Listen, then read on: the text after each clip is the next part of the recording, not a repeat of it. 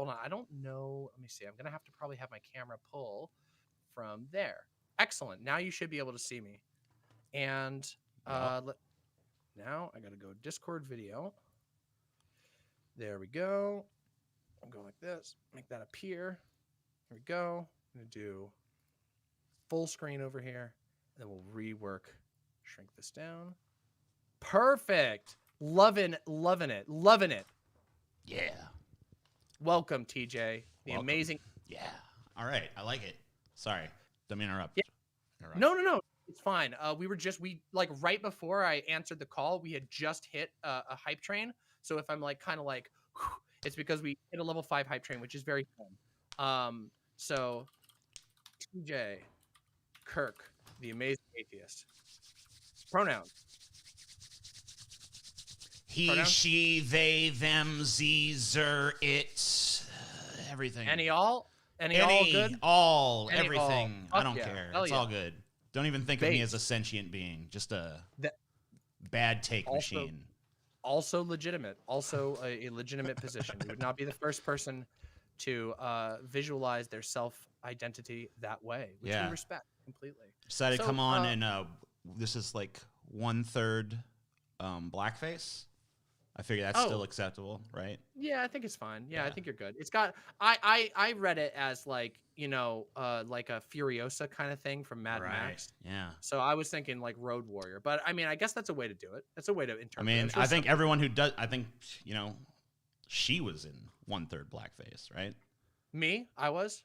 No, Furiosa. Furiosa? Oh, I was gonna say I did red paint the other day, but yeah, Furiosa, I guess she was. I guess that is a way of interpreting. That's red face, right? Yeah, red face. That's like, I guess, insulting to Native Americans. I don't know. I suppose it is to some people. I suppose it would be depending on the context, right? I've been accused of many things in the past. I don't think that I tend to dabble in that type of stuff. Most of the cancellations that people have made on that front have been pretty. I heard. I was on Twitter and I saw that you were. People were saying you sound like a supervillain. So I was like, oh yeah. People I mean, and I'm guilty as charged there. I give incredible speeches. It's not my fault that throughout all of cinematic history that villains are given the best speeches. Yeah. Right, because they always have an actually compelling case, right? The villain always actually has something compelling, like society must change and here's why. But the hero is just like, no, because goodness. It's like, all right. Yeah, it's like, well, some of it I think comes from that code, the comics code and the Hays code. The Hays code in the 20s. Robin Stygap is turning young boys gay. That was exactly. Yeah, that kind of shit. We've talked about that a lot on this channel. In fact, former that's Nazi guy that was former Nazi, right? Yeah. That was behind the whole Comics Code Authority thing. Oh, the Hays Code, right? Well, the Hays Code. I'm confusing the Comics Code Authority and the Hays Code, but it's like whatever. ESRB, every censorship organization, pretty much same spirit behind it. Yeah. They run with basically the same ideas. Yeah, that's something that I'm very critical of. I tend to be very critical of these big moral panics that often just end up mysteriously always destroying the careers of a bunch of queer people who happen to write something into their stories that is true to their experience of life. Looks like we got some communism over here. Yeah, exactly. I mean, it's funny because I mean, in some cases, like with the Hays Code, that was like essentially codified in that, like, you could not have a gay character be a good character.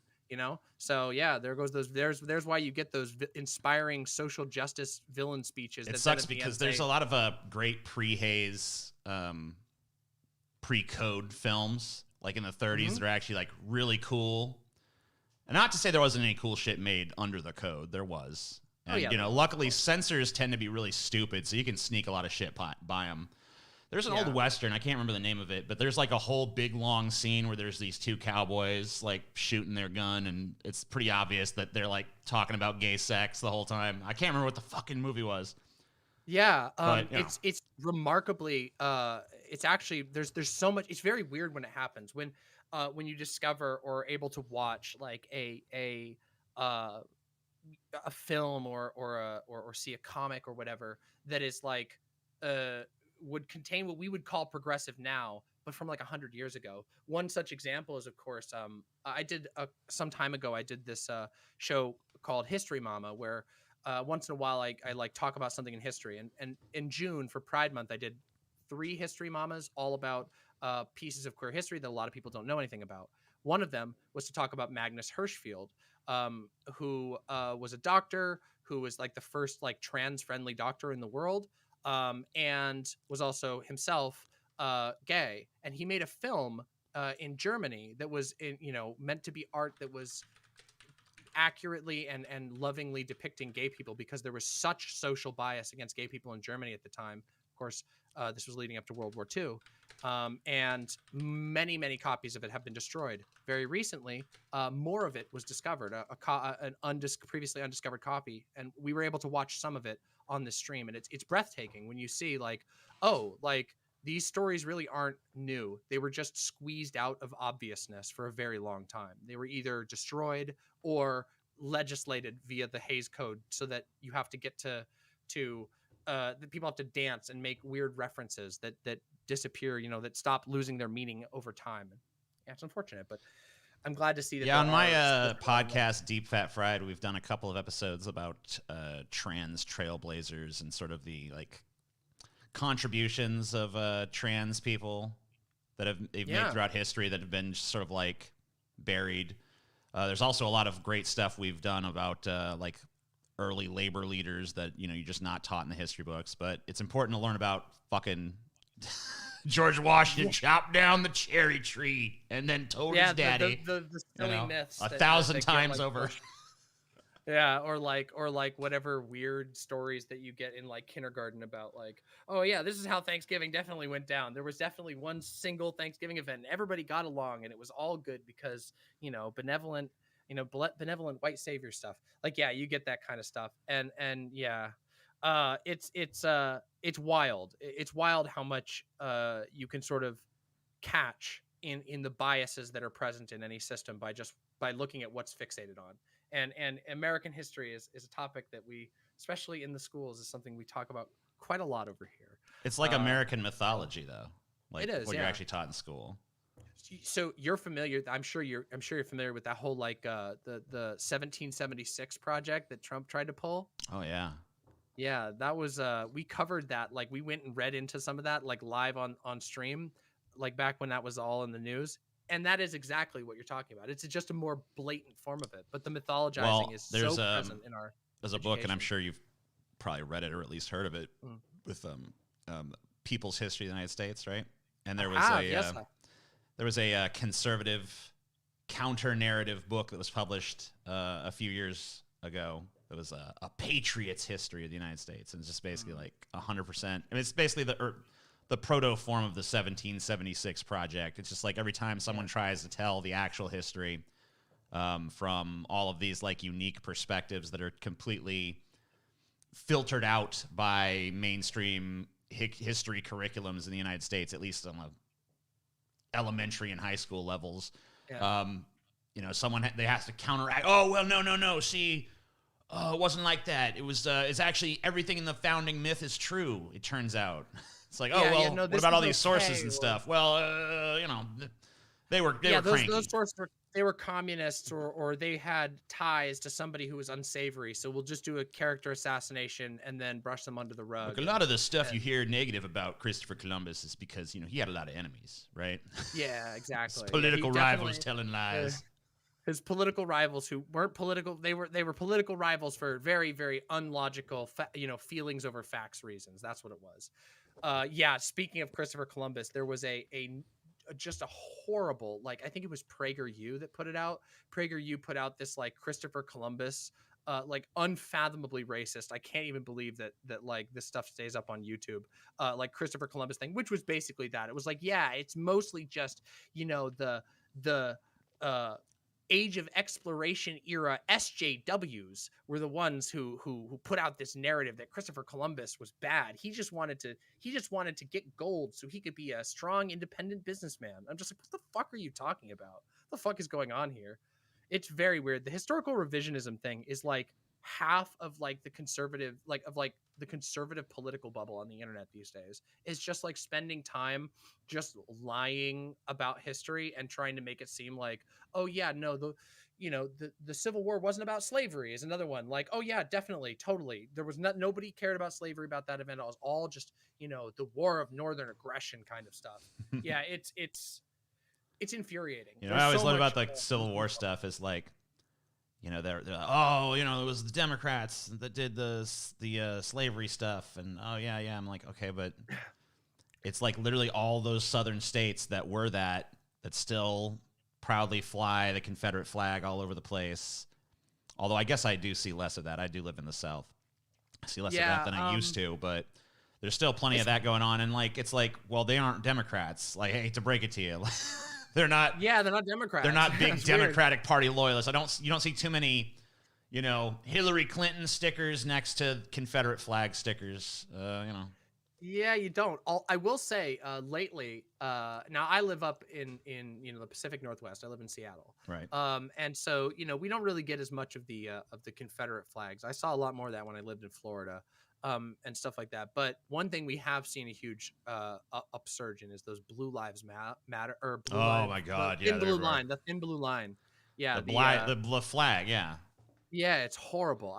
That thing is like the worst. I would almost prefer to see a Confederate flag at this point, because at least they're kind of like, it's a myth in a lot of their minds. It's like heritage, not hate. They mythologize it. They lie to themselves about it. But like thin blue line, that's like a current event. They're you know exactly what they mean there.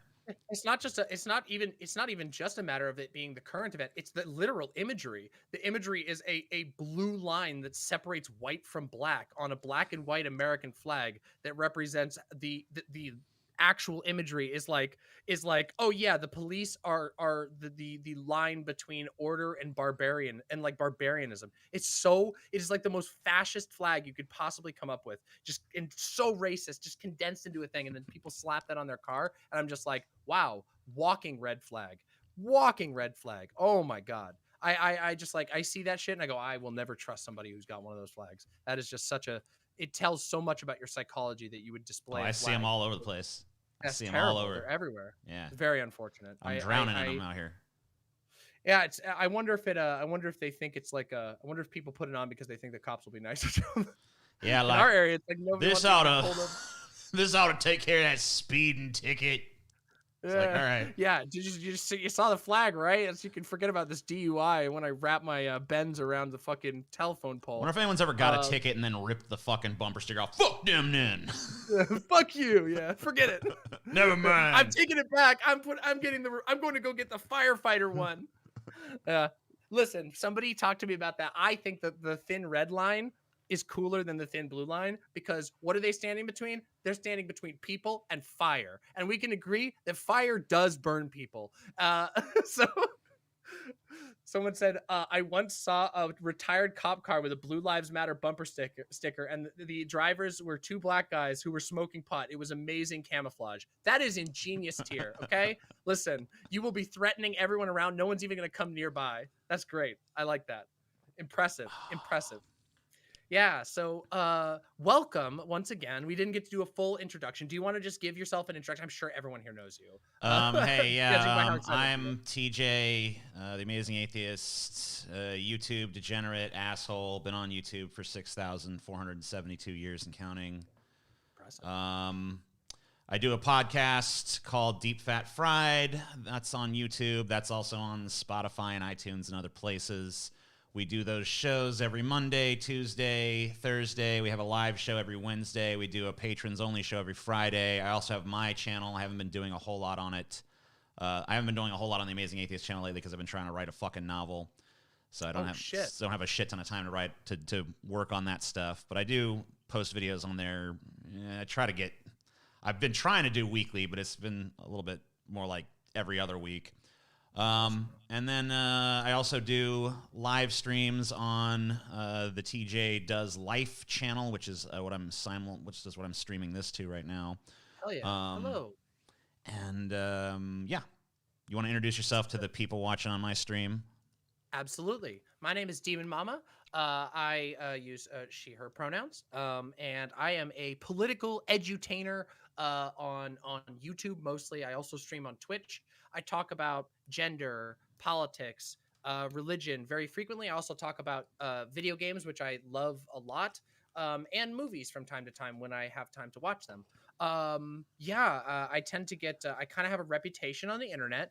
Don't believe a single thing you hear about me. Just if you want the proof, you can just come say hello to me. I've been there are many rumors, dark rumors and light rumors indeed. But yeah, come check out my stuff. We have a lot of fun. I genuinely think that I'm bringing some of the funnest content to this side of the internet in a long time. So come check it out. You can find all my links at demonmama.com. That's where I do everything. I stream 4 times a week, more or less. So yeah. We have a lot of fun. We talk about religion and stuff a lot. We watch funny videos. I do reacts and I talk about media. So thank you for coming on, and I'm super excited. And thank you for having me on your show, simul streaming and whatever. I've been really excited to sit down and get to talk with you and stuff. So cool. Yeah. So yeah. Go ahead. Yeah. What what would you say your main focus these days is as far as topics? What do you like to like talk about most frequently these days? Because I know in the past, I mean, the Amazing Atheist is in the name, right?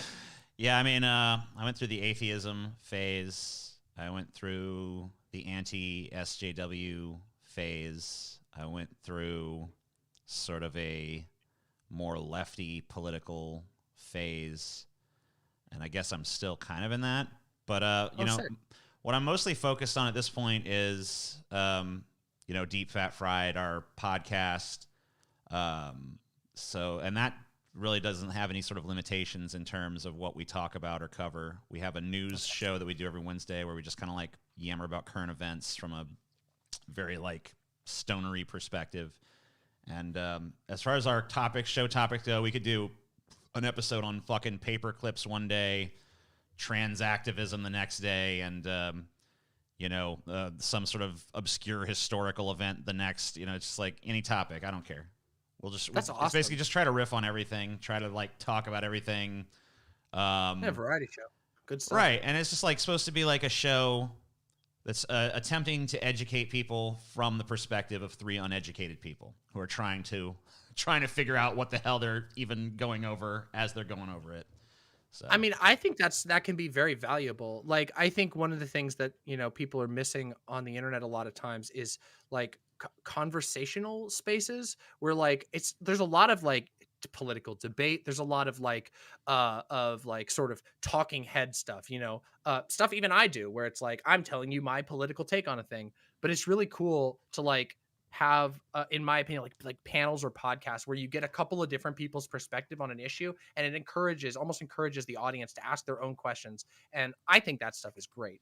I like to hear that you're into the educational portion too, because I mean I brand myself as a political edutainer. I'm not the go-to Wikipedia expert. I'm not gonna be able to tell you everything about every issue, but what I like to sort of see my role as is like, I find interesting things to give people a seed for. Here's a seed of information. If this is something that's fascinating to you, like it was to me, let's go read more. Let's go find out more together. Let's encourage each other to like dig in deeper and find out more and learn what we can. And of course, I talk very, I tend to get really opinionated about politics sometimes, though. So. Yeah. Well, I mean, that's what politics are for, is to get super opinionated about and get like very angry and scream at people. Yeah, sometimes. I mean, I feel like that's what it ends up being a lot of times. And sometimes that's fun. I think sometimes it's cool though to see like people work out shit. You know what I mean? Like, even if it's in real time, a lot of times what ends up happening is people are very dug into a specific position. And even in conversations where people are pretty well rooted in their position, I think that you can have a more interesting discussion by being willing to like ask questions and not just engage in pure partisanship. But of course, that's a two-way street. So sometimes it just doesn't happen. Yeah. Yeah, I don't know. When I'm dealing with like conservative like family members or something like that, I just kind of like, because you know what? I've just been down the road where I was like, all right, I'm going to stand up for my beliefs, and I'm just going to like ask them pointed questions and like get them thinking. And like, you know what? Sometimes it'll get them really pissed off, and sometimes they'll be like, you know what? That's a good point. But no matter what, I know that next time I talk to them, they'll be right back to the same fucking old thing, because they're gonna fucking be right back to the, you know, OAN, Fox News, talk radio, whatever the hell. It's they're bad. chosen. The state is bad. They're chosen brainwashing fucking apparatus. They're gonna go find it, seek it out, get it to coddle them back into whatever they thought before. So at this point, I just kind of like nod and like I have some conservative family members like, oh, you know, these fucking Haitians are gonna come. These Haitians are coming in. The Haitians. I'm like, wow. Of all the actual problems in the world, you've decided to be concerned about this fucking nonsense, huh? Cool. It's like, wow, this is what's gonna. This is our problem in America. Haitians. Okay. Yeah. Literally every fucking Haitian could move into this country, and it wouldn't make fucking much of a goddamn difference. So nobody would even notice. We have so much land. You put them in Wyoming or something, yeah. Nobody would notice. I mean, the funny thing is that's happened in the past. In my home state that I grew up on, there was a sometime in the like early 2000s, there was like a huge deal that was made with like Somalia, and a bunch of Somalian refugees came and lived in the state in one city.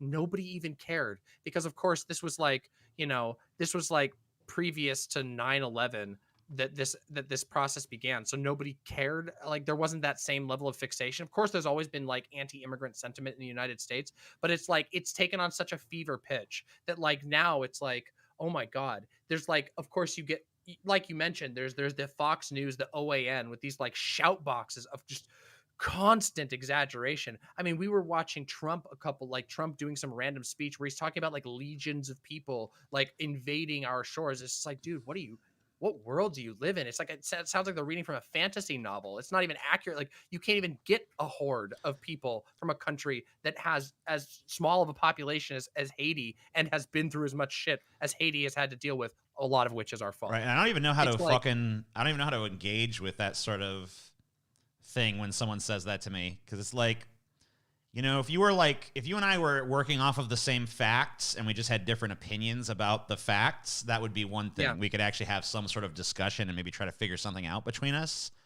But when you come at me with some fantasy land take that has no bearing on reality, it's like, all right, well, you're delusional. Yeah. I don't even know what to fucking say beyond that. It becomes incredibly difficult to have some of these conversations. We were talking about that earlier with some drama that happened today on Twitter. Some post about you may have Twitter heard about drama.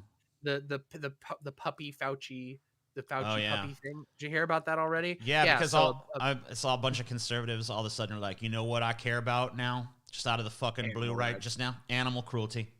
Like, what? Yeah. We were laughing about that. I'm like, guys, hold on. Let's take a second here. I'm like, let's sit down for just a minute. And let me just tell you what goes on every single day in America by the thousandfold. You know, I go through the sort of just your basic conditions in a pig factory farm, which is how the bacon gets to your grocery store every single day. You never hear a conservative saying that. But when they can find another wedge to try and convince you to not take a vaccine or keep your masks off or whatever, they're like, oh, the puppies in North African mine. You don't even hear them talk about other fucking medical tests on animals or like cosmetics or anything. It's like, hey, wait, none what? of it. It's just like, they were making now all of a sudden, oh my god, we care about this so fucking deep, you guys. Look how deep we care. Oh my god, Fauci killed them puppies, y'all. It's like, all right. Yeah, and I don't even know. Like, the thing is, like, reading it, I was talking to my chat. I'm like, guys, doesn't this kind of feel like when you get like, it feels like they're talking in code? Like, you're like, okay, so this is like Fauci. Yeah, okay, so they don't like Fauci. They don't like Fauci, and so Fauci becomes like a general, like, don't trust the science kind of thing. But then Fauci is connected to this puppy thing via funding that was done under his allegedly under his watch to a North African science lab that actually did the research. And it's like, so does the lab even exist? First of all, what was the actual experiment? How is this actually tied to Fauci? And how do you end up getting to the point of it being an anti-mask message, which is what it is at the end? And I'm just like, this feels like, again, like you said, it's like you're talking to somebody who exists in a different world. you don't know what all these things are. Like it happened with the Hunter Biden's laptop thing. Do you remember that? Where it was like there was like a period of time on the internet where every time you would see a tweet from a conservative, it would be like 3 Russian names or like 3 Ukrainian names, and then they would be like, this is how you know that Big J is Joe Biden in this email that was sent to 26 people, one of whom was Hunter Biden. And it's just like, okay, I can't keep up with the lore anymore. I don't know what led to this or why this is in my face now. It sounds like you're talking about you ever read one of those? You ever read one of those books? Those like choose your own adventure books. Yes, it's like that. You know, you just like they get to a certain page. It's like, all right, you know, for Fauci to be an animal torturer, turn to page 78. It's like, oh yeah. Yeah, it's just okay. Yeah, animal torture. Oh shit. Oh look, they give us an option for him to be ahead of the cabal. Oh man, let's go to that page. It's like, oh damn it, I died. Oh, let's go back a page. I mean, that was something that happened too. Is like, it's funny that you say it's like a choose your own adventure. It really is. It's like there are times where like we were earlier this year or oh god, it was last year at the beginning when the whole pandemic thing was first breaking out. Like we watched this video that showed the dates and the statement side by side of what Sean Hannity was saying, like on his show about like the level of it being a hoax versus when they would have to pull away from the hoax language. And it really is. It's just like flipping back. I don't like that result, so we're gonna change back here. And they rely on complete amnesia. It's like it goes out their ear after the episodes. Like, how do you not watch this show and like catch that like the guy just over the course of 2 days from you watched him 2 days ago and he said the opposite thing of what he's saying now, and that doesn't piss you off? I don't know. I don't get it. I don't know how they're so effective. Maybe it's just because there's no care. I don't know. Well, because it's like it's just a matter of how it's all from here's the conclusion. We know the conclusion. We love the conclusion. What do we have to say to justify that conclusion in any given moment, right? Yeah. And if you look at it like that, it makes perfect sense. It's just like, here's our conclusion. We've arrived at it. It's the first thing we did. Now here's whatever supporting evidence we can find, and anything that's against the conclusion is a lie, and anything that's for the conclusion is the truth. And that's why even if they have to that's swap the it out most brilliant contribution of Trump was fake news. Fake news. It's like there's a pro-Trump restaurant somewhere in Florida, I think, that whenever there's a negative review of their restaurant, they say, fake review, fake review. It could be a totally legit review where someone's like, you know, I'm as conservative as any man, and I went in here and I got to say it's some of the most piss poor spaghetti I ever had. And they'd be like, fake review, fake review. Fake review. They don't care. Media. Yeah, it is wild too, because like you saw that.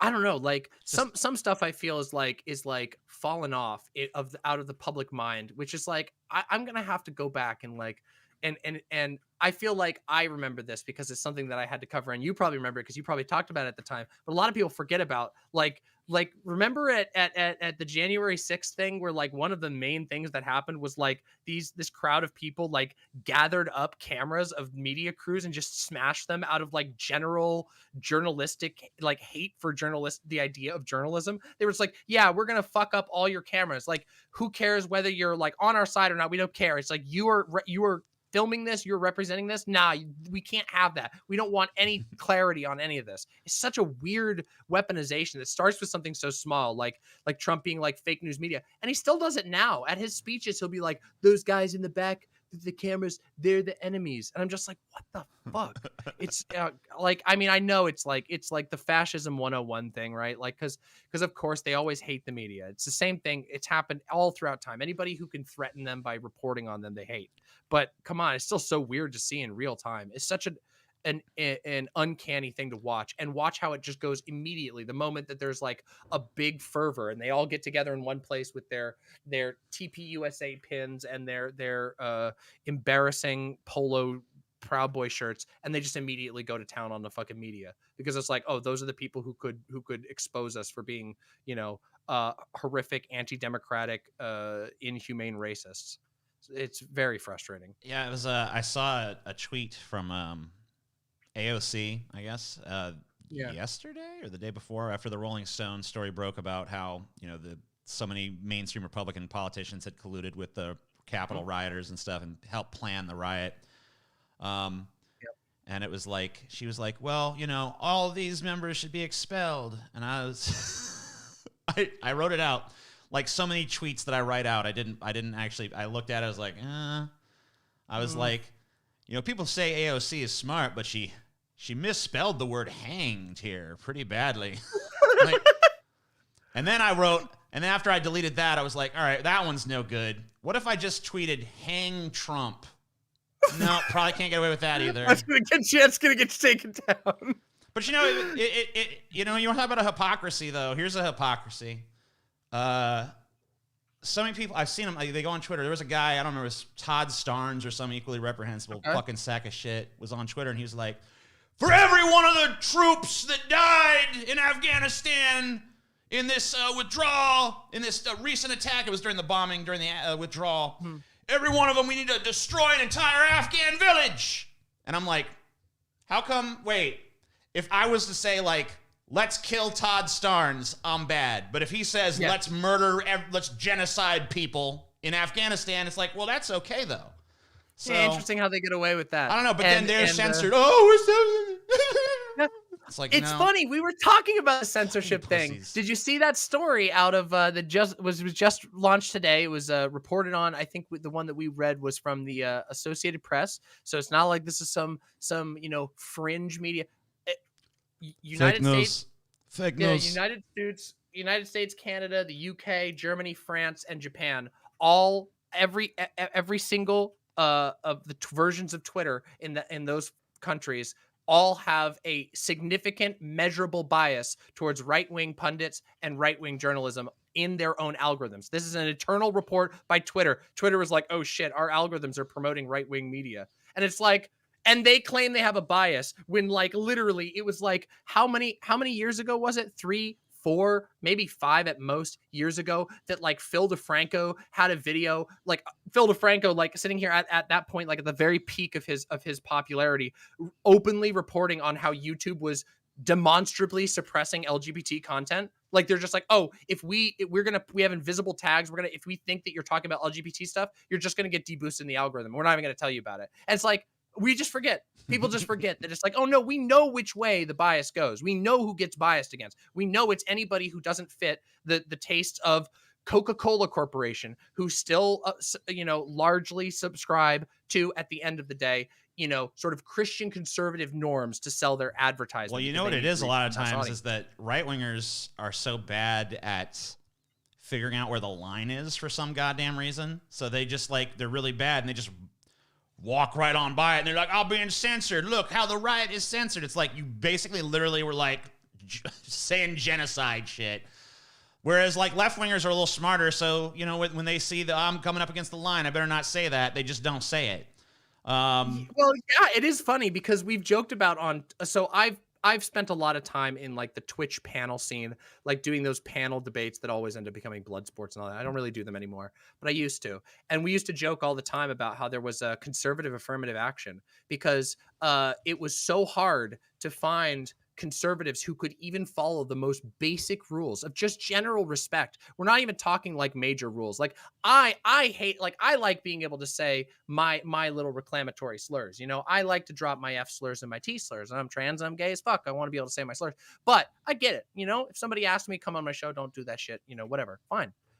These guys couldn't do it. So there would be like 4 or 5 conservatives who have like no viewers whatsoever, but they're the only people who can even follow the most basic rules. And like, I think like, oh my God, I'm trying to remember. There was one that like a dude came on and just straight up dropped the N-word. Like, it's like, dude, what the fuck? Like you just straight up got invited to like a big panel, a panel that's like actually like giving you some sort of platform. And you're so stupid, you can't even avoid saying the N-word for the panel, and immediately got the VOD taken down. It's just like, dude, like, it's so bad. So yeah, there is a lot of that. And then also like, I just think it's like, there's another aspect too, which is just like, I think people underestimate just how repugnant a lot of the worldviews of like right wingers really are.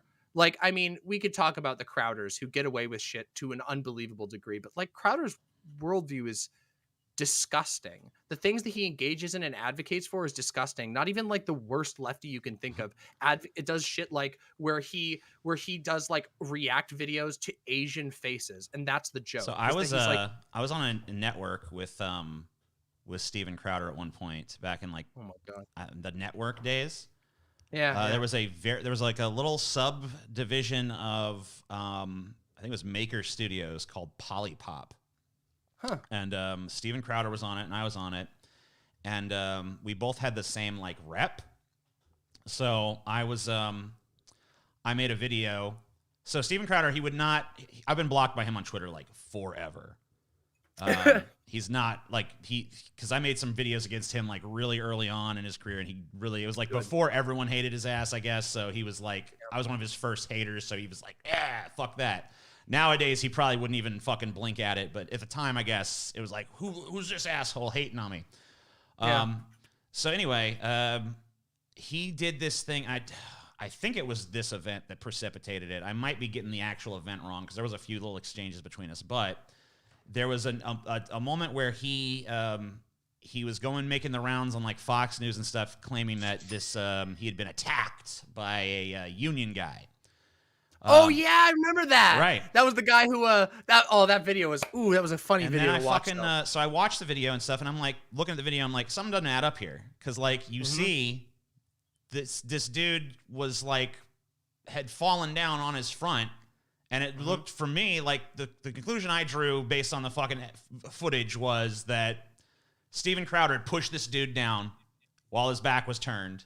This dude got up and then hit Steven Crowder. That seemed to be classic. That seemed to be like what the footage suggested. Now, it wasn't 100%, but it was pretty fucking close to 100%. Anyway, so I put out a video about it, and I'm just like, Steven Crowder's full of shit. He fucking pushed this guy. So anyway, I talked to my Polypop rep like a little bit later, and he's just like, yeah, Steven Crowder says he's going to sue you. I'm like, what? Yeah, he's going to sue you. But as soon as this other lawsuit's done, he's going to sue you too and stuff. I'm like, all right, okay. But then his other lawsuit that he had going, the judge pretty much fucking laughed it out of court. And so I never fucking saw nothing about no lawsuit. But apparently there was like some consideration of him suing me for a minute. So that's pretty cool. I wish he'd actually done it. That would have been fucking good press. I'd be like, sued by Steven Crowder. But yeah, you're getting censored by Snowflake Steven. Yeah, he's really bad at navigating that kind of stuff. I'm sure you saw the whole like. It seems like he just gets. It seems like he just has like he just has a get out of jail free card or something though. So. I mean, he's got crazy money backing him. Yeah, he's got crazy money. He's one of the ones that's backed by the fracking billionaires, right? Oh yeah. I mean, you can never 100% tell because it's private industry, but yeah, he capes for them constantly. Many of his associates also have associations with them. It's almost guaranteed, almost guaranteed. And of course, his dad is super tied into to a lot of the early conservative media empire bullshit. So between ties to Fox and ties to Clear Channel, who are all tied in with Rush Limbaugh and all that, he's got just a million ties to these right wing entertainment people. And that's why he's able to get away with so much, and also just constantly have basically a bubble around him at all times of people who are just being paid to make his content somehow last, even though he's completely without charisma and can't land a joke to save his life, and also just completely makes up shit. I'll tell you another tweet that this has nothing to do with politics, but that's fine. I don't know. I don't know if you're like I am. I know that you have like sort of a villainous Twitter persona or whatever, but there's like pretty I don't know, like I would say like 2 or 3 times a week I write out a tweet and just kind of look at it for a second. I'm like, no, and I just like don't send it. It's happened. But I had oh my god, I had to what I thought anyway was like the funniest fucking tweet that I could have done that would have just made people so fucking mad, but I just was not willing to fucking deal with the shitstorm it was going to incur. But I'll tell you what it was. All right, let's hear it. Let's hear how bad it was. You remember how I think it was Vincent D'Onofrio or somebody, or no, it wasn't Vincent D'Onofrio. I think it was the dude that played Hank on Breaking Bad. He like tweeted out like Dean Norris. Yeah, I think it was Dean Norris. Anyway, it was one of those bald actors. He tweeted out some kind of like thing that was clearly meant to be like a porn search, but he typed it as like a tweet instead. Okay, yeah. So I was like thinking. So during the whole like Gabby Petito thing, I was like, sex gifts. Yeah. I was like, Gabby Petito Rule 34. No! And I was like, oh my god! I was like, should I press it? That is Twitter. I'm like, no, I'm not gonna do it. I'm not gonna do it. True Twitter darkness. Okay, look, I will say I don't fly. I don't think I've flown that close to the sun yet. Although I have garnered a reputation for making people very mad when supposed American patriots die. Because basically every time, when Colin Powell died, we had a bit of a celebration stream. I didn't even for his transformation into a ghost. I felt like that was great that he's gonna like haunt them and stuff. I saw that tweet. I think I might have hearted it. The fucking when Colin Powell died, I was like, should I write like a tweet about this? And I just kind of like looked at the screen. I was like, no, I don't really fucking. Who cares? Yeah, I didn't feel like I needed to say like he's a piece of shit. I didn't really feel like I needed to say he was a good guy. I just let his death go unremarked upon. Now I did have to comment on it when we did Flash Fried on the Wednesday following his death, but on the day of his death, I didn't even bother with a tweet. Just like, I don't care. I don't even want to fucking talk about this fucking dipshit. Completely valid response. I mean, I think Colin Powell is a piece of shit, and I mean, I will say I have a little bit of a bias given that like the Iraq war politics were such a huge part of my life, like at the time that it was happening. So like I have like I'm 31, so like it was like right when I would have been starting to think about politics for myself. And so it's just like constantly being inundated with the voice of Colin Powell and all of these motherfuckers. And so, yeah, sometimes I'm just a little bit like, oh my God. Yeah. you guys made my life bad. I was a huge anti-war person during the Iraq war thing. I mean, I'm 36. I'm a little older. I remember 9/11 happened. I was, how old was I? 15 or something? I don't know. But anyway, I was around that age. It's like a teenager. Maybe I was 16. That makes sense. I was like 16. But anyway, so I was laying in bed and my mom knocked on my door and she's like, "Oh, the tower hit." And I was like, yeah, okay, cool.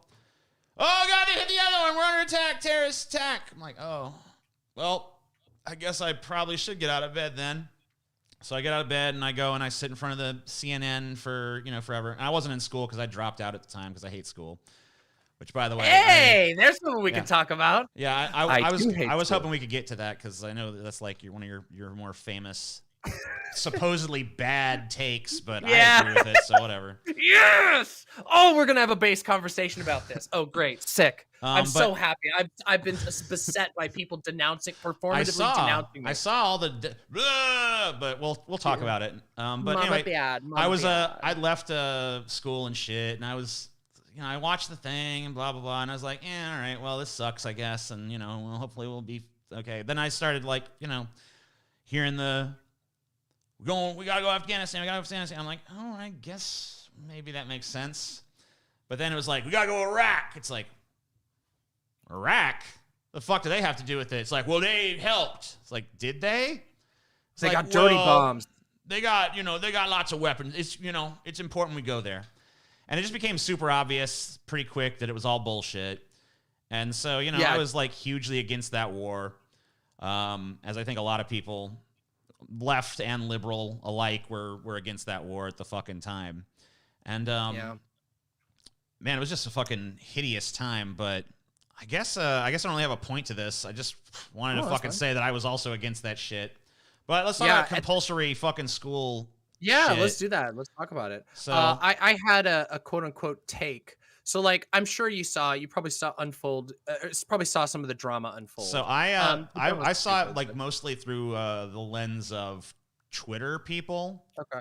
Yeah. And so I'd be like scrolling through my feed and stuff, and I try to follow like a wide variety of people that have their I'm never fucking aware of what the hell is going on, so I just kind of try to follow people who do, so that I can kind of vaguely have some sort of like loose idea, like, I don't know, Shoe on Head fucked a fish yesterday or something. Oh, yeah, the fish fucker drama. That's and I just want to say, I fucked fish before it was cool. Anyway. Hell yeah. But anyway, the fucking, I saw some people like, DemonMama's a fucking idiot, blah, blah, blah. So, I saw that, and I was like, it doesn't really seem like that bad of a take to me. It does kind of, like, school is pretty much bullshit, but all right. Yeah.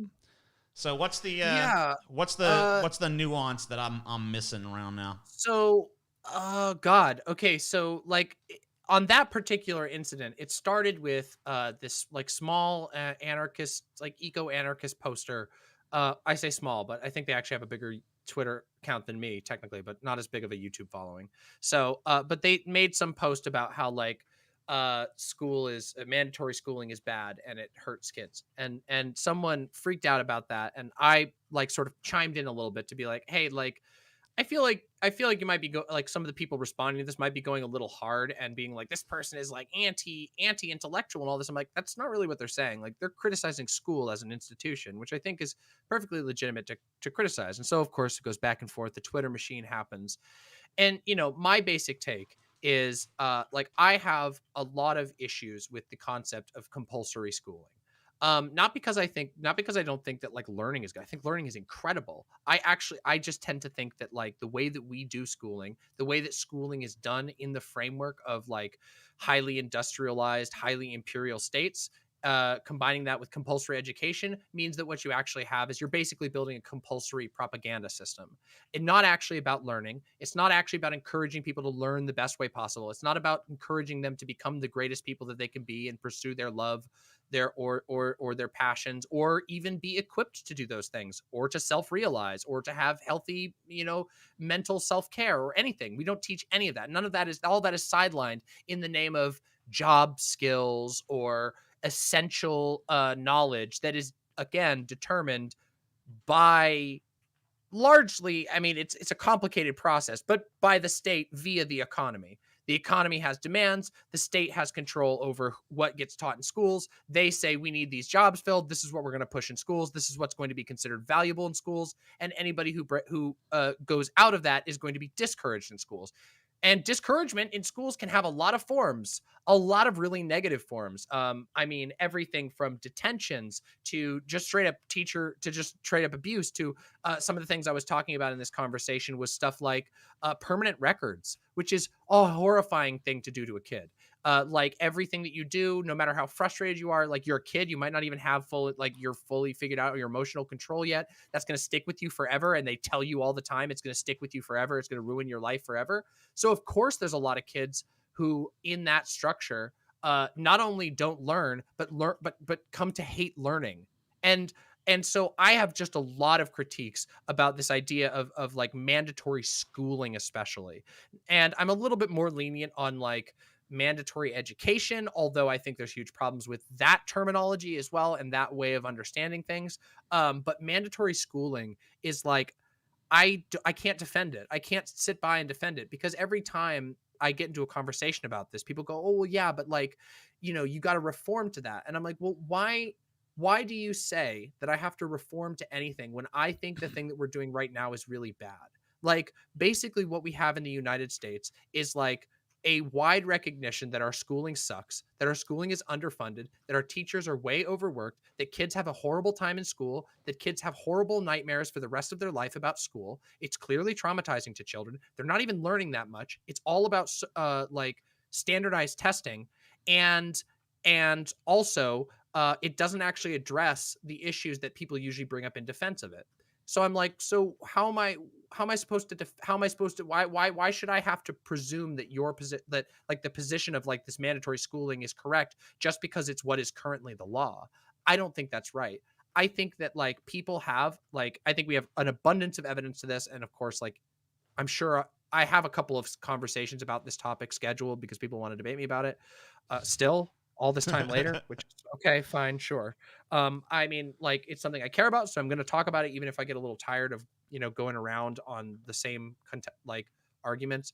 But it's like the responses that people give are not very good, and yet they assume that like it has to be because you can't just get rid of it, right? I'm like, well, but what it's doing right now is bad. Like in many ways, sure, there are some good things that come from school. There are certainly some benefits, but like the current status quo is terrible, and we have like not just it's not just crazy lefty DemonMama saying this. This is like I'm pulling this from critiques by educators. I'm taking this from critiques by people who have been desperately trying to change the way that we do schooling. I'm taking this from literally like the actual words of the institutions themselves, which have stated, quite plainly over time what their goals were, which is to create basically a factory schooling system that efficiently creates effective workers for a American economy. Which is like, I don't, from my perspective, maybe some people are like super like invested in maintaining an economy or whatever. But the way that I look at it is like, I don't really like, I don't think that like, I don't have an obligation to like agree that that's a good end goal. I don't think that we should shape our entire population around the economy. I think that economies should be shaped around people. The other way around. So like I there's this fundamental difference. Well, we have a fucking very like top-down economic structure in this country that like, I mean, it gets back to like a lot of the fucking deepest flaws of like a capitalist system where you have power and money, basically the same thing in this country, being consolidated more and more on the top echelon, and everyone else is just. I mean, it seems like to me that like we're on a course right now for everyone's going to work at Amazon.com in like 20 years. Like we're just going to be citizens of Amazontopia or whatever the fuck. And and this is like I can tell you that's true because living here in Seattle, the education system, it's like gearing us up for like, oh yeah, obedience and conformity. That's one of the big parts. And that was another thing I was talking about. I'm like, look at the way that like these schools, the way that schooling is structured and what it is like this is not like really secret stuff. Like you can go and look at the foundations of modern schooling, which modern schooling is, in America is a product of capitalism. It was shaped by capitalists. The educational standards that we use in a lot of places were shaped by people who are explicitly capitalists, who explicitly believed in a world where you need to create a population of workers to continue to perpetuate the capitalist mode of production. And there have been all kinds of alternate suggestions, even for public school projects, that aren't based off of that core philosophy, which is the goal is to produce a good citizen who can fit in this predetermined economic setting. And also give free babysitting to all the other workers, right? That's another thing. Yeah. If your kids are over there in the school, then you're able to, go work your 3 jobs for, McDonald's and Walmart and whoever the hell else. Yeah. Why do kids need to be in, even we know kids can't focus for 8 hours in school. We know it's exhausting to them. It makes them miserable and they get antsy by the end of the day every single time. And yet we shove them in for 8 hours. Why? Well, because 9 to 5s exist. That's what mic problem? There's no mic problem. Stop. Sorry, I'm getting pissed at this dude in my chat. It's like, never did fix the mic problem. There's no mic problem. It's fine. Your audio it's literally sounds great. Fucking fine. Shut up. I'm sorry. No, I scream at my chat all the time. Don't worry, it happens. Yeah. No problem. Yeah, like it's wild. And so so there's a motherfucker that needs education over there. But true, needs learning. There we go. But you know what? Sometimes. So let me ask you this. I would say like so as far as compulsory education goes, I would say like there probably are a few things that human beings should be instructed in, like. But, like, honestly, like, the basics of life that every person needs as, like, the baseline level for their education is, like, does not take years to, give to someone, Like, at an early age, it's probably a pretty solid idea to teach people how to read. That's a good thing, okay? Yeah. Literacy, good. Basic math, sure, but honestly, calculators exist, so unless someone shows like a tremendous proclivity for it, there's no need for them to learn calculus, algebra, etc. Addition and subtraction is fine for most people's lives, and if they want to learn it more, they can learn at their own leisure. Like, why isn't education like a public service? That's like, when you want it, you can go get it. Like, hey, man, I'd really like to go learn how to do basket weaving. I'm going to go take that class or whatever the fuck. People make the underwater basket weaving joke. But honestly, like, wouldn't you be impressed with someone who could weave baskets underwater? Wouldn't it be nice if there was a course you could go to? Yeah. Like, And that's some of the things I've talked about is like, I've said that like people have asked like, oh, well, what's your alternative? Well, first of all, I'm like, I don't think there needs to be an alternative to a public schooling system, like an alternative. I don't believe that we need to force people to learn all of these supposedly highly important things. Like, I don't jump to that conclusion. That's not something that I take as fact. I don't even know. I can't even remember. I mean, I don't even know what the hell I learned in school. I've definitely learned more on my own because I was actually pursuing things that, hey, this is a shocking fucking idea, interested me. So, like, you know, yeah. And I'm a curious person. There's a lot of things that fascinate me, but you know, it's not a lot of the stuff they don't teach in school. And even when the subjects are taught in school, they're taught piss poorly. Like, I started watching just like a year or two ago, like videos on like geography. Because I was like, hey, wait a minute. Geography is actually a fucking fascinating subject when you actually understand how the topography of land influences like world events and stuff. And, you know, how it creates resource wars and borders and, you know, natural sort of like, you know, the conflicts that arise and the like I was looking at the geography of, there's a video that just came out from a YouTube channel. I can't remember the name of the channel, but it's like why New Orleans geography sucks.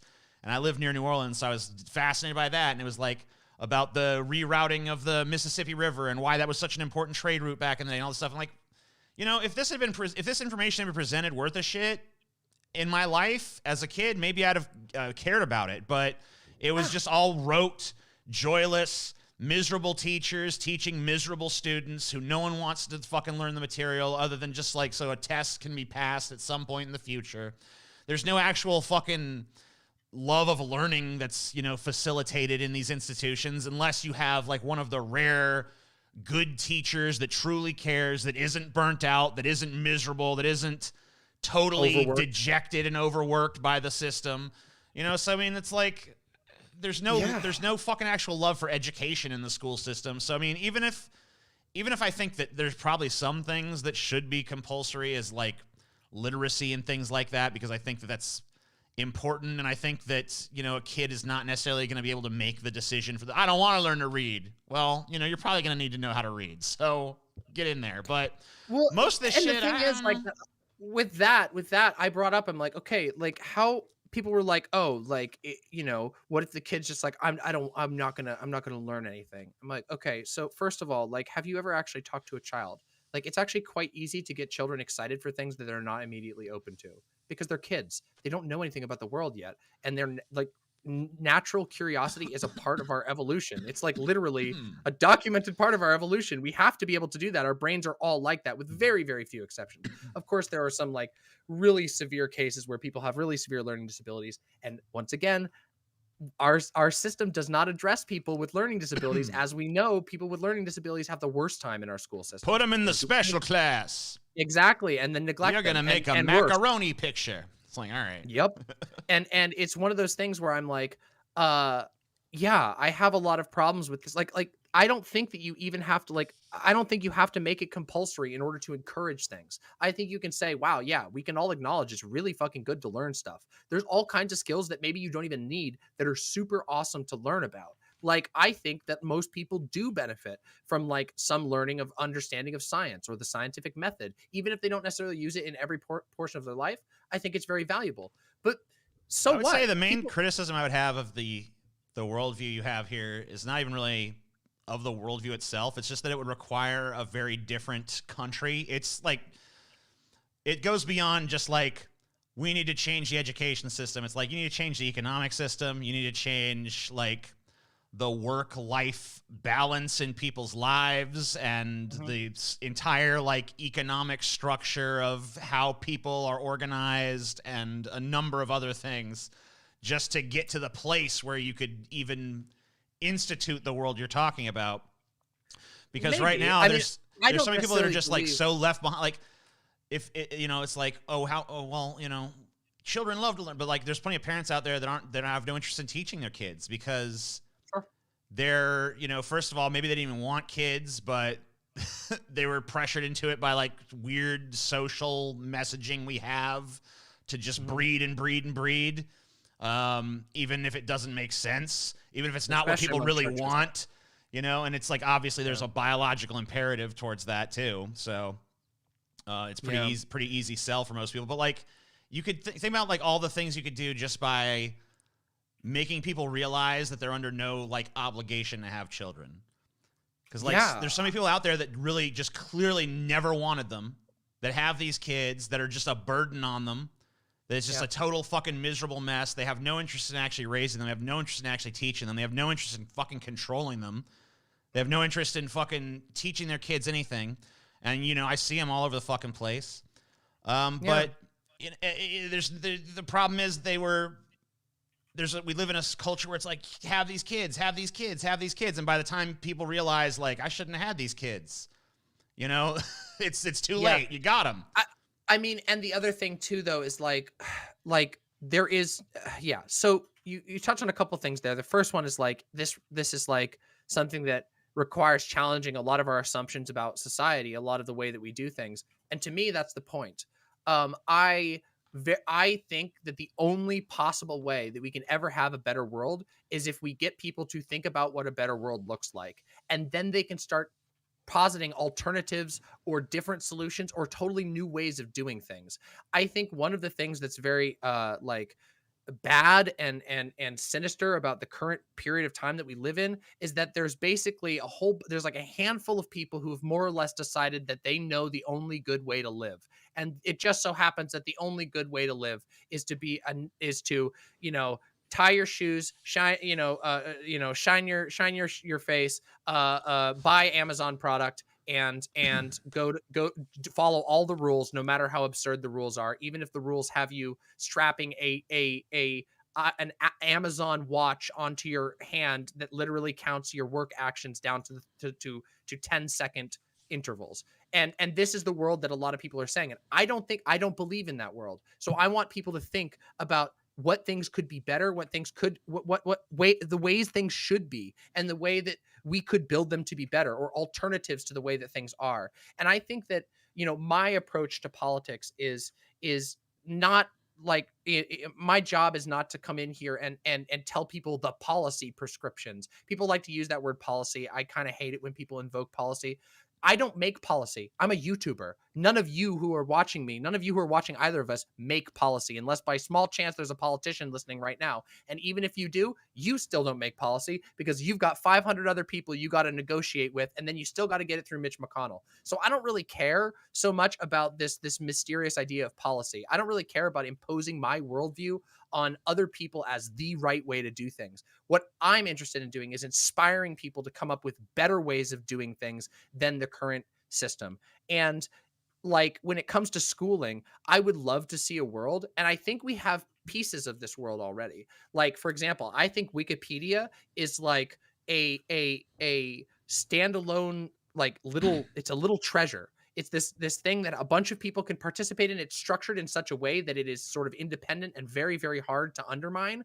And what it does is it lets people at their own leisure go and find useful information. And there are other things like that we could build together. Say, like, imagine, like, I mean, people have already done this. People have made like Wikipedia-based curriculums where if you want to learn about a specific topic in great depth, you can, out of your own interest and curiosity, go pick that thing, read through it all, and you will learn, just like you had, like, or have a teacher who does that for you. There are other ways of teaching. There are other ways of learning that aren't this like imposed, presupposed way of doing things that we know has a lot of downsides. And I don't really understand why you couldn't just I mean, like, you could still have money in an education budget. You could still have people out there teaching. Like, you could still do the traditional classroom. It just wouldn't be like you're mandated to come here week after week, day after day, and do this drudge work, And it's like, you would think this would appeal to people's sense of like personal freedom, right? Like liberty, right? Isn't that supposed to be like one of these great American values? Doesn't seem like we have much of that. Doesn't seem like the people who talk the most about it even really give much of a shit about it. But like, wouldn't it be great if we could like learn about the things we want to learn about, do the things we want to do, dress how we want to dress, live our lives according to our own value systems within reason, as long as we're not hurting other people? Like, wouldn't that be cool? Wouldn't that be a great world? Be incredible? Yeah. And I feel like the libertarians are so fucking close, except for their problem is like taxes and this and that. It's like, well, no, you got to have that. You have to have like a society to fucking guarantee freedom. There has to be like, the ability to fucking pool resources and create like social structure.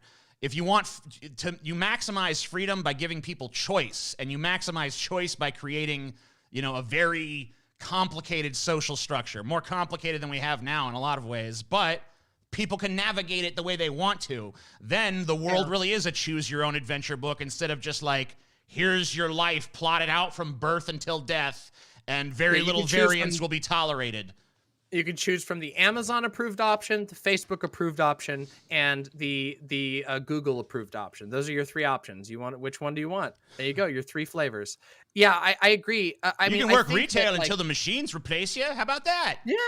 Oh, don't worry. That won't happen, they say, as they literally fire you, which is something we actually talked about that very recently, the automation thing, which I think is going to become an increasingly relevant issue. Oh my God, you know, yeah. It's already, I mean, it already is. I mean, like, you already see, like, nascent anti-robotics sentiments cropping up in this country. And I think people look at it as, like, in fear, like, it's going to take our job. It's going to take our job. It's like, motherfucker, you play your cards right, it could free you from your job. But you're not playing your cards right now. You're fucking playing their game. Like, imagine what happens when the ruling class doesn't need you anymore. Uh-oh. Right. Uh-oh. This is something I talk You're about. dead now. Goodbye. Game over. Bad ending. When I talk about this kind of thing, this is something I talk about a lot with regard to climate change, with regard to automation, that, like, we should not fear automation. But right now, I will never I can't even slightly discourage anti-robotic sentiment, because the reality is that the way that robotics is going to be used right now, like, as of today, we don't have an answer to it. We don't have an answer to preventing giant swaths of people being left for dead with no government aid. They will not have jobs. They will not have the ability to get jobs even if they wanted to. Wait a minute, though. What about our strong social safety net? Yes. Forget about that. You forgot about the strong social safety net? Yes. Very strong. That one. Super good. Yeah. Yeah. We have an amazing social safety net that doesn't even provide healthcare in most of the United States. It's bad. The circumstances are bad. And, you know, it's funny, like, you brought up, like, the whole, like, anti-tax, like, taxation is theft thing. The funny thing is, I actually think there's an argument to be made that taxation is theft. Taxation is theft, but it's, I mean, I would argue it's necessary theft, but sure.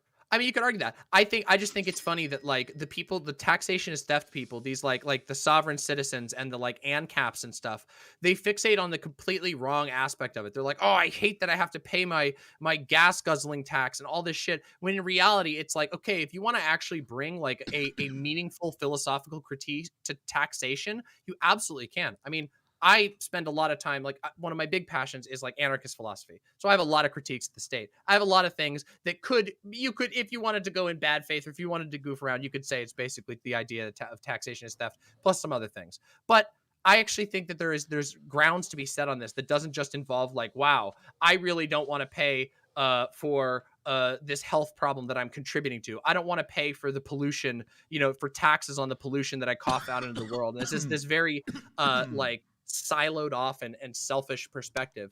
I think that, like, we have a very weird situation with regard to personal liberty in the United States.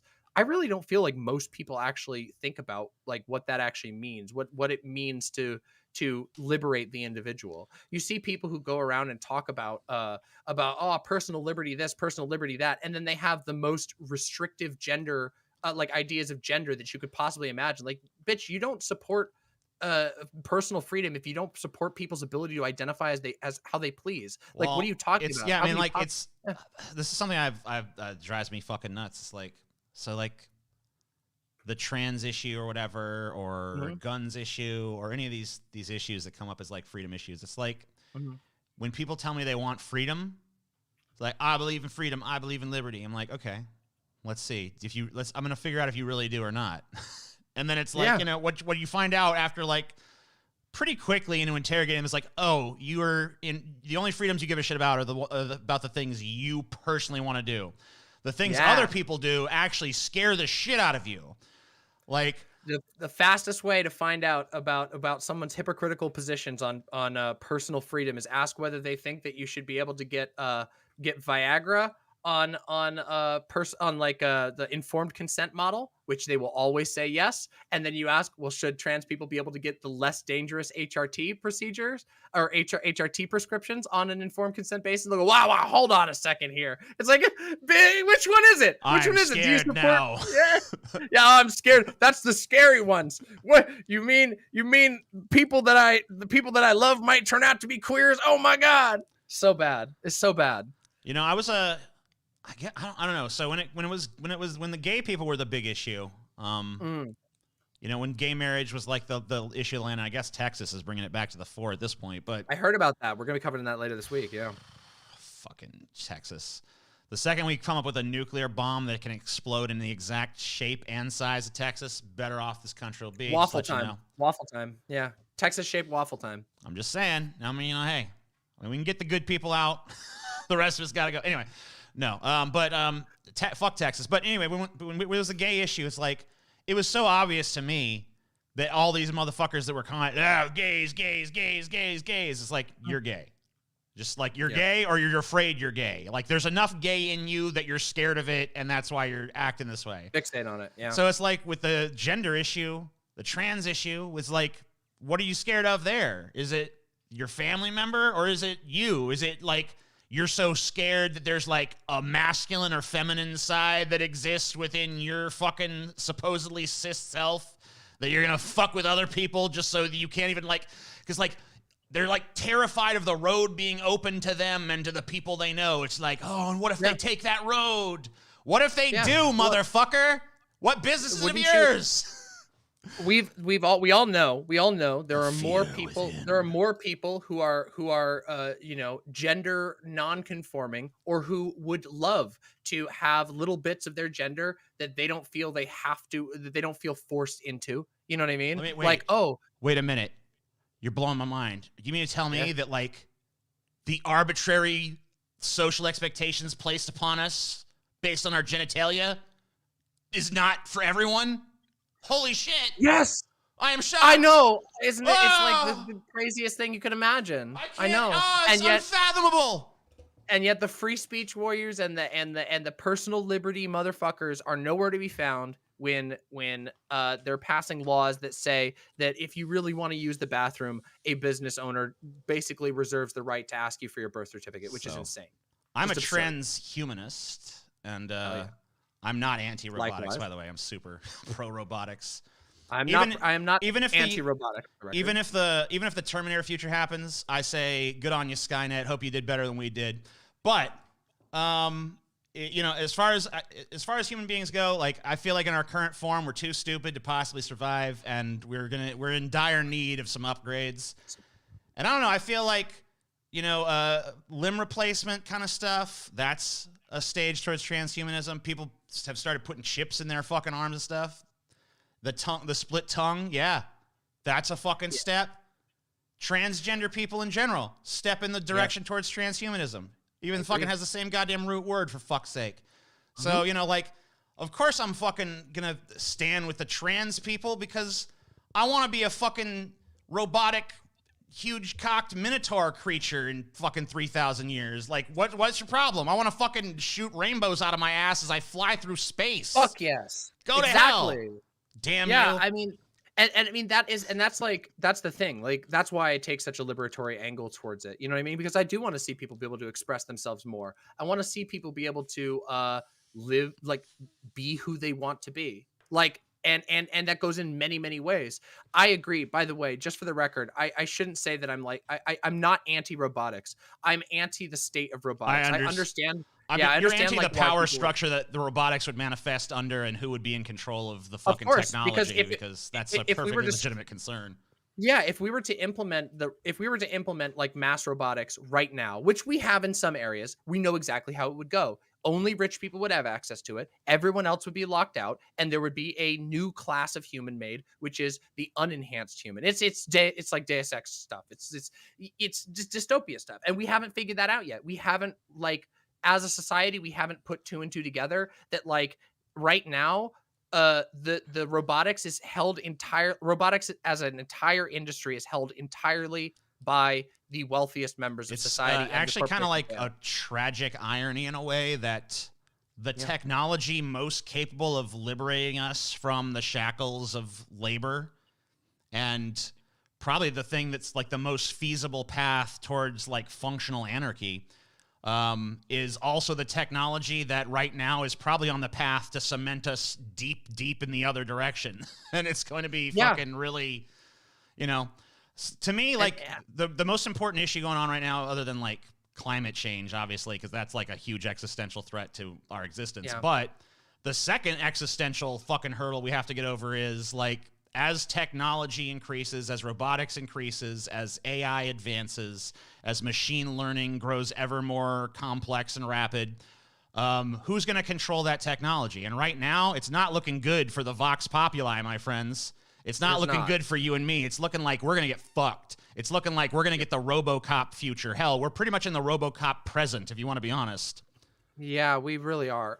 This is something that I covered very recently. We did a stream talking about surveillance and how modern social media surveillance we don't realize it as surveillance all the time, but it really is. There is, we're in a current state of affairs where, as it currently stands, you even leaving social media doesn't actually leave you from social media, because so many people are plugged in. They can see your absence. They go, this person is referencing somebody who we don't have in our database, and they do that. They've been documented doing this. This has already been determined that they do this. They keep track of who's not on their platforms. And Facebook even made shadow profiles in case someone who wasn't on their service decided to come on based on the information that they had from that person's associations. So, we're in a very strange and dystopic future. And I think that until people realize that,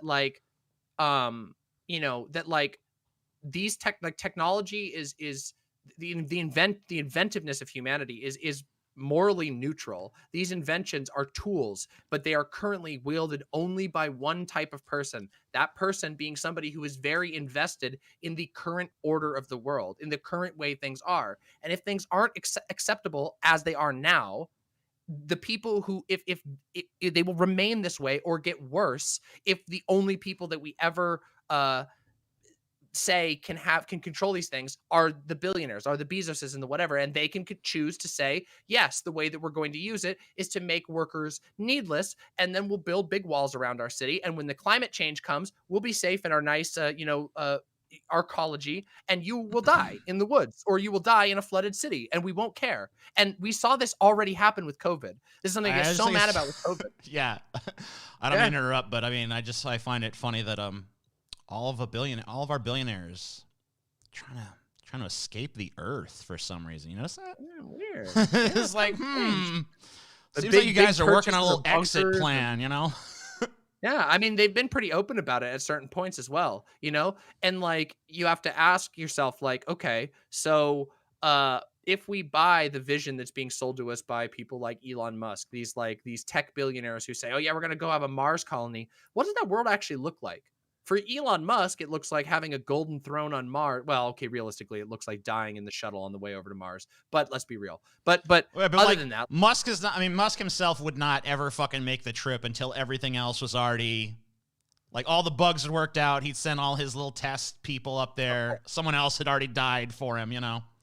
Yeah, exactly. I mean, of course, we've seen that already be the case. They always distribute the pain of their failures, whether it's via I mean, God, we could talk about this so much with so many different companies that rush things out we live in a sales world, a world of sales where Elon Musk can promise things that have literally never even been built, things that are mathematically failures, Hyperloop, all of this. There's a whole channel that just goes around and talks about the engineering behind these terrible ideas and how they really, really do not work on a fundamental level.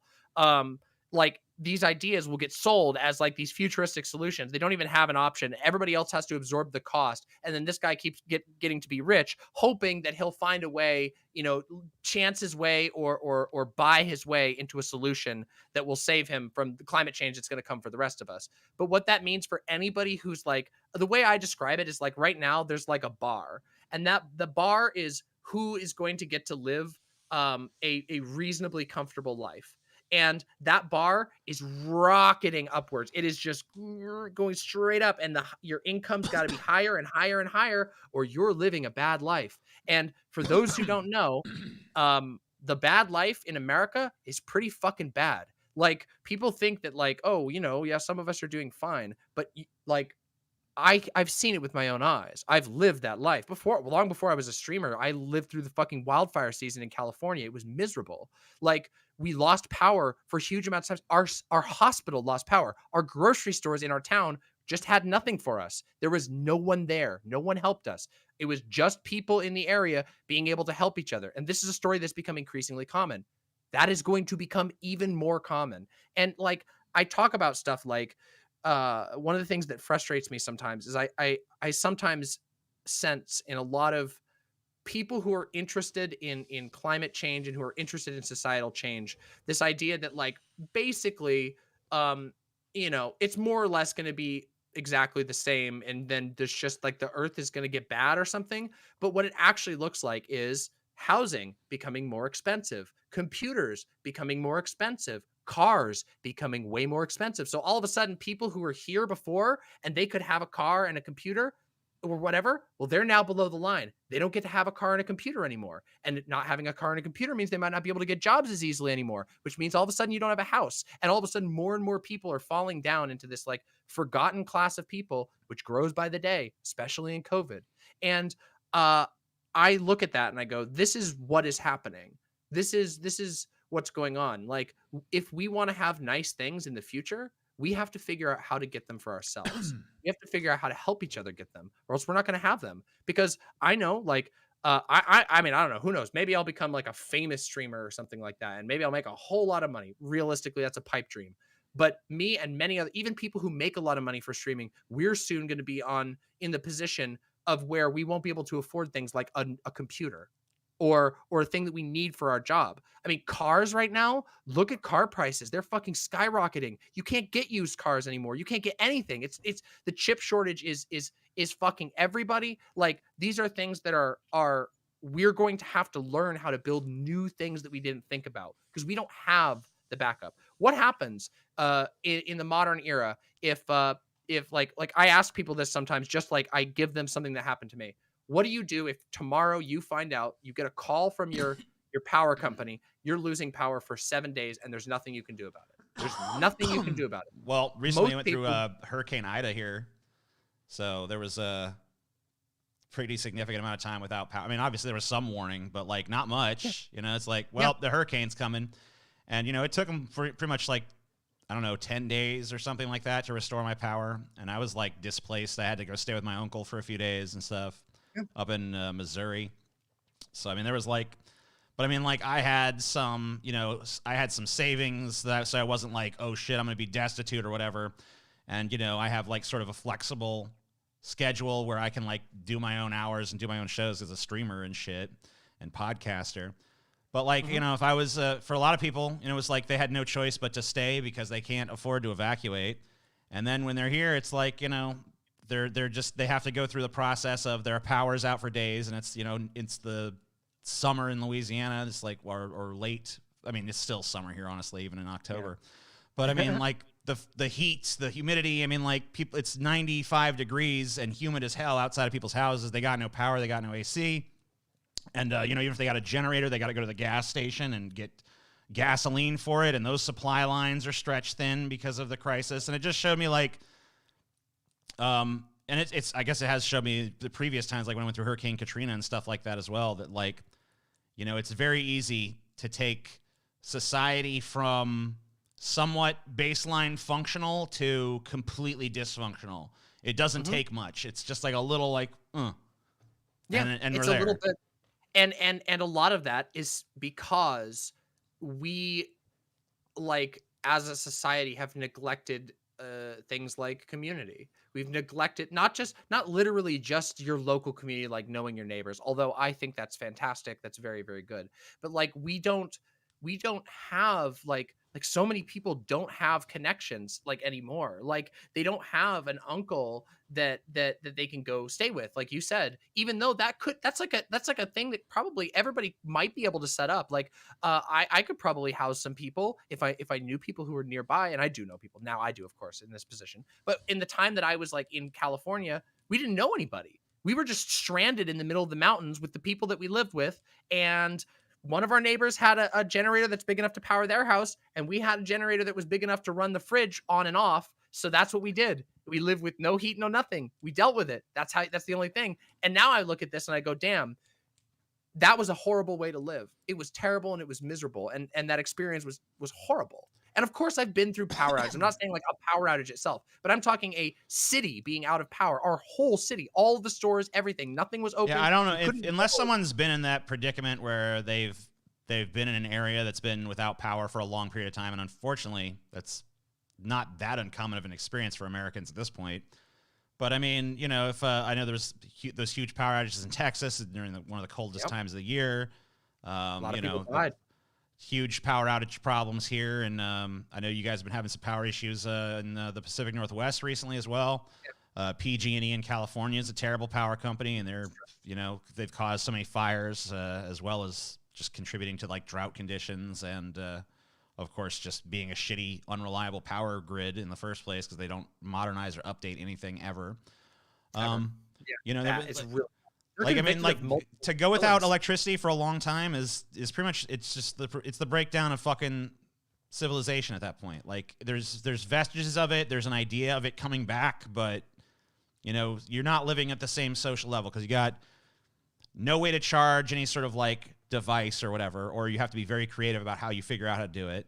You got to rely on gas generators. You got to go to where there is power if you want to charge devices and things of that nature.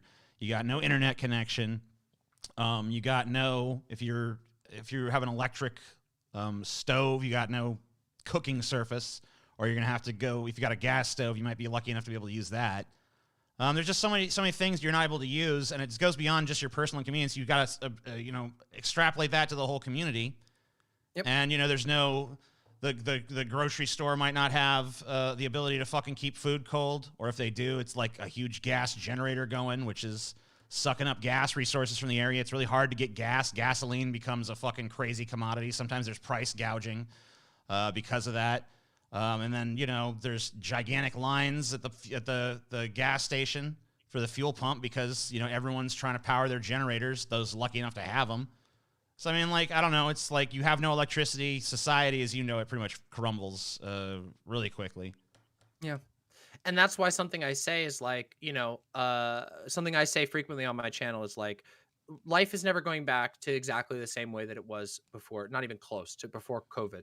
And with climate change coming, we have to really start thinking about new ways of taking care of each other and new ways of just living our lives. If you cherish like your internet connections, you got to figure out a way that's not just, I hope the government is going to keep maintaining everything in this area, because we've shown, everybody should know now, between Katrina, between COVID is the biggest tell, of course, of all, but between the fires all across California, the government doesn't care.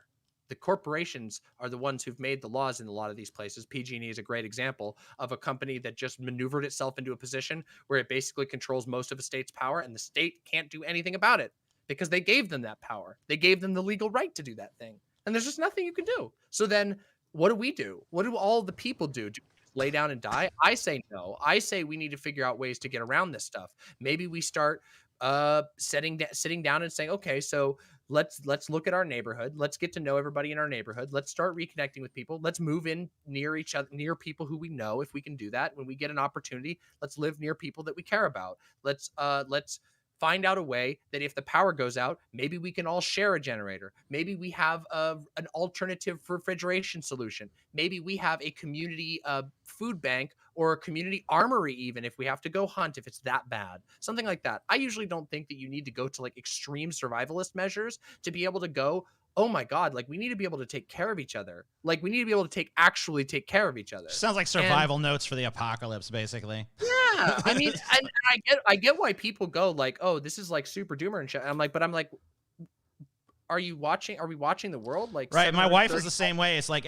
when she talks about the future, it's always in terms of like, we could, I need to learn more about growing stuff so that we can have sustainable crops and all this. And I'm like, wow, you really think it's going to be like to that level? She's like, yeah, we're already having shortages now. It's like, all right, yeah, fair enough. I mean, you could be right. I mean, I think there's some truth to it. Like, I don't believe, like, I think that a lot of times the survivalist types, like especially on the internet, they fixate on the bunkers and the mountain house foods and like these silly buckets and whatever. But what really matters is like, being able to make some food. No, like it's not realistic for most Americans to be able to make enough food to sustain their family off of it. However, what happens if everybody in a community starts growing some food of their own? All of a sudden, in an emergency, you can pass stuff back and forth. You can say, oh, wow, our one neighbor has tomatoes. One neighbor's got fucking weed. One neighbor's got cider that they made in the basement. One neighbor's got a whole bunch of water stocked up. Let's come together. Let's exchange this stuff. Let's work together. Let's make our life not as miserable as it would have been. Whereas in an alternative scenario where nobody's doing any of these things, you just go, oh, shit, the local store, the local Walmart fired all their employees because we're having a month-long power outage imposed on us by PG&E, and now we can't get anything. They shipped all of the supplies elsewhere so they could sell them for minimal profit, and they don't give a shit about us. And the government has what for us? Like a truckload of rice? Here's the problem, though. Yeah. Here's the problem. You know, you're tilling your garden and stuff like, oh, yeah, I'm going to plant some seeds, grow this. Beep, beep, beep. Drone 71G, report to Sector 19 immediately. Bezos needs you. Hail Bezos, hail Bezos. You know, it's like, hail Bezos. Yeah, and like Bezos going to show up and be like, grew some carrots, huh? Notice you got them seeds off of Amazon. You know, us and Monsanto got the trademark on them seeds. We're going to have to confiscate those carrots, buddy. You can feel free to buy it back from us if you want, you know. Yeah. We'll sell them back to you at a real low cost. Don't you worry. We here at Amazon.com care about the starvation of many Americans, and that's why we're giving 10% off carrots this week only. You know, all right. Awesome. If you register your family for the Amazon ankle bracelet now, you'll get 25% off on your future grain rations. Yeah, like that kind of shit. I mean, but there is a certain new Amazon food insurance. You know, it's like, oh God. You ever hungry? You just got to pay you pay your premium, and then they give you the food token. It just so happens that the premium, there's a monthly cost for the food thing, and the premium is exactly the same cost as it would have cost to buy the food before. But it's very convenient. Amazon, this bread is covered in maggots. Like, that's protein. Bonus, yeah. Oh, we're charging you an additional 25 for an added protein bonus. It's like the fucking guac at Chipotle. You want some? Would you like additional protein? Here's a scoop of maggots. There you go. Yeah, fantastic. No, you know, it's funny too because there was an article we read recently. You know, that's actually where a lot of like people like Bezos and a lot of these financier types, when they go to conventions, that's a lot of the things they talk about is the enforcement aspect, because they go, oh yeah, it's great that we have all of these we have all these laws that make it so you can't plan anything. Well, what happens if like things go really bad, and like how do we make our guards do the things that we want them to do?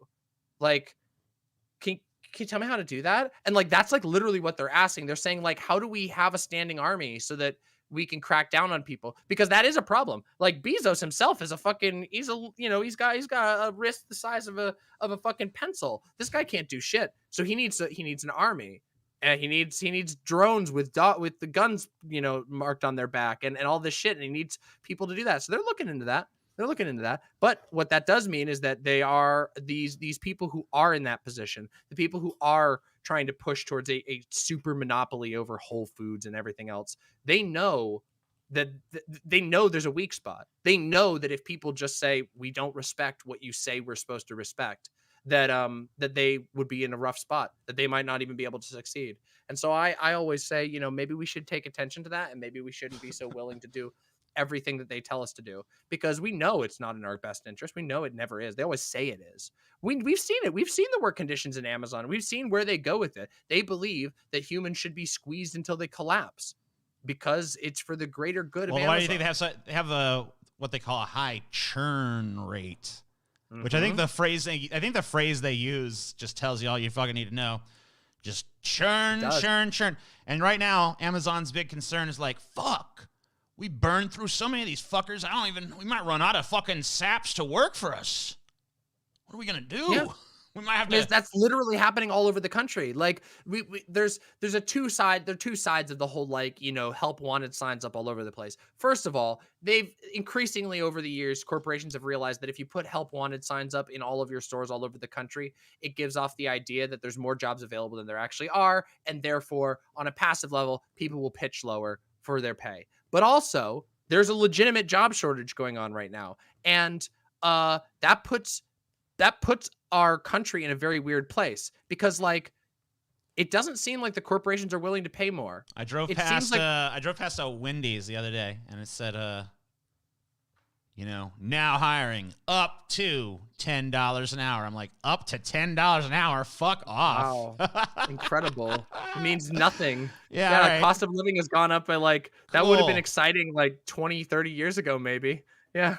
It's like, Jesus Christ, what the fuck? Yeah, I don't know. Like, I now look at paying like housing worthless prices. an hour. It's like, okay, cool.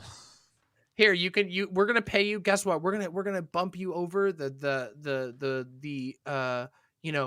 federal minimum wage. The federal minimum wage, which pays for less than a quarter of your rent every month. How long until it's just 3 hots and a cot? That's what I want to know. 3 hots and a cot. Work at Wendy's. You work at Wendy's, you can have 3 free Wendy's meals a day and a place to sleep your weary head at the end of your work cycle.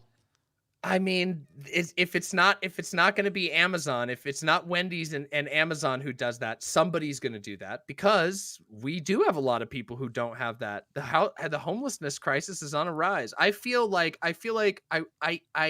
I'd never want to get people too doom and gloom, because I do think that there are ways to alleviate this and to solve this, but I think it requires us to be, very open and also very realistic about what we're looking at, and the reality. I mean, there's real solutions. I'm just not allowed to like say them, but hey.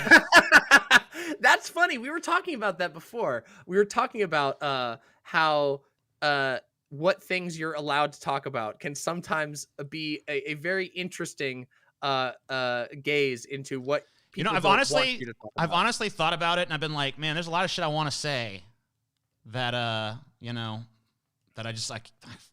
I got to the point where I literally thought about writing it all down and then saying it, but then making it look like someone caught it on a hidden camera and then released it against my will. Like, oh no. That's a genius idea. It's just like, oh, fuck, they spied on me and really caught me saying some crazy. I mean, I would never advocate doing that to Mr. Bezos. I was upset and, burn down the wall. No, I never fucking. What? It was a poem. You're crazy. It was all a joke. It's all a crazy joke. A parody, non-actionable. This was me doing a character called the evil atheist. There you go. Yeah, he's a crazy guy. Yeah, I mean, it's true. And it's funny to me, too, because, here's the funny thing. What are you allowed to direct your hatred at, though? Where are you allowed to direct your hatred? Because everyone's got hatred burning in them right now. Because of the way everyone's getting fucked in this country. Where are you allowed to direct it? You mean me personally? Everybody. Where are we allowed? What's the fair? Oh man, I hate Haitians. Yeah. I hate Mexicans. I hate them. They're ruining everything. Trannies. Well, that's what it is. Yeah, it's us. Yeah, it was them. Yeah, it's fucking us. But where are you? But you're not allowed to. Us, guys. But is it Bezos? Oh, Bezos. What? He's. Oh, how can you be so brilliant? Thomas Edison of our time. Yeah, he literally is. To all his inventions. But hey, you're not allowed to direct your hatred at certain places. You're not allowed to fucking talk about certain solutions. You're not allowed to be like, I'm gonna fucking. Well, I can't even say it as a joke, but whatever. Try to have a conversation. What I'm going to say is try to have a conversation about what would truly be just with regard to recent pipeline constructions and how literally many of these pipelines that are currently issues of controversy were literally built via complete violation of of like centuries old treaties, just more stealing, more death, literal open acknowledgement of that the ground has been poisoned that is killing indigenous people. And you tell me what do you think is the real what do you think is a real solution there when like the police, the official police, are literally cracking down at people who are currently and provably being poisoned? What do you think a just solution is there? I don't have the answer. I don't have it for you. But I just want to know, like, how do you have that conversation? How do you have a conversation about what is just when the default state of the world, when what is so-called acceptable is so violent by its default? That's an interesting thing. Right, and it's like, I don't know, you're like, it's like, don't punch down, don't punch down. It's like, we're literally not allowed to punch up. Like, it's like literally against the rules. You've rigged the game to where punch up isn't even an option. So, of course, everyone's punching down. It's like, man, I got to blame someone for this. It's like, I don't know. Maybe it's maybe it's the rulers. I don't know. Maybe it's the people who fucking lord over you. Do you remember when there was like a wave of discourse on Twitter? Maybe not. I don't know how much you see the discourse. Do you remember obsessively always on Twitter, scanning through everything? Yeah. All right then. So you probably saw it. Do you remember the anti-eat the rich discourse? Do you remember when people were saying that was a TOS violation, threat of violence because people said eat the rich? Yeah. Yeah, I remember this. I'm like, so basically, the state is that like rich people can literally just say, yeah, we're planning on making it so that you basically die. We're planning on sucking up all of the money from pandemic relief, using it for ourselves, and you're going to die. We're going to talk about you like you're human capital stock. The words that they actually literally used multiple times. These corporate representatives, these Trump administration representatives talking about humans. We're going to have 700,000 people die. We're going to laugh about it. We're going to become $2 trillion richer. But you're committing a violence by saying eat the rich, by saying a slogan like eat the rich. That is the type of, that is like it's funny because, back in the 90s, it was politically correct, that people were all mad about. Now it's like, I don't know, woke or something. I don't know. They have a new term for it.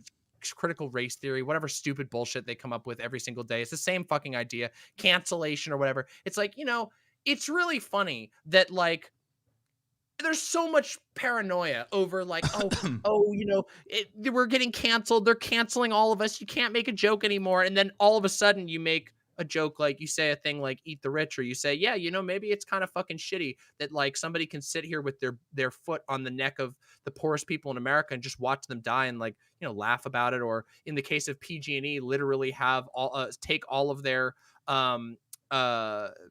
executives out to a wine cave dinner on the night that they shut off power to somewhere around like 30% of middle California. That can literally happen, and they can do that, and that's not vulgar or violent or horrible, even though literally people died within the first 30 minutes of that shutdown while the executives were literally sipping their wine and enjoying their $40 steaks or whatever.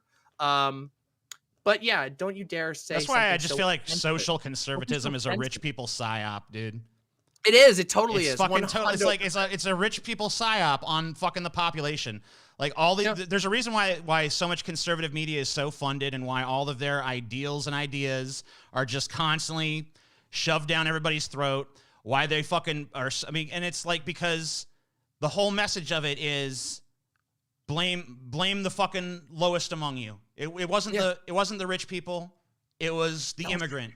It was the oppressed minority. It's every fringe in society. That's the true enemy. And it's some of them even will not like.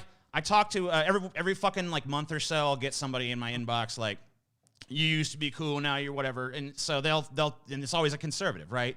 And it's like they're like, oh man, these fucking elites rule. I was talking to one, I don't know, like 2 months ago or something. He's like, yeah, the elites, they rule it all. They rule it all. They rule it all. I'm like, yeah, they do. That's why we got to tax them more, right? Tax the rich. Yeah. He's like, no, man. Because first of all, let me tell you one thing. First of all, I'm not against inherently the idea of accruing massive amounts of wealth. I just think these particular rich people are jerks. Yeah, it's supposed to be me. I'm supposed to be the rich one. I would make way better decisions. No actual systemic opposition to what's going on here. Yeah. But then also, if we was to tax them, That's just all part of their plan, buddy. You think they don't want to be taxed? They do want to be taxed. Yeah. And then while we're giving off their taxes, they run off with their even more money because they think, because once they got us taken care of and stuff, then they can be free to do whatever. It's like, wait, even if that was the plan, we're still end up better taken care of in the scenario. So like, what?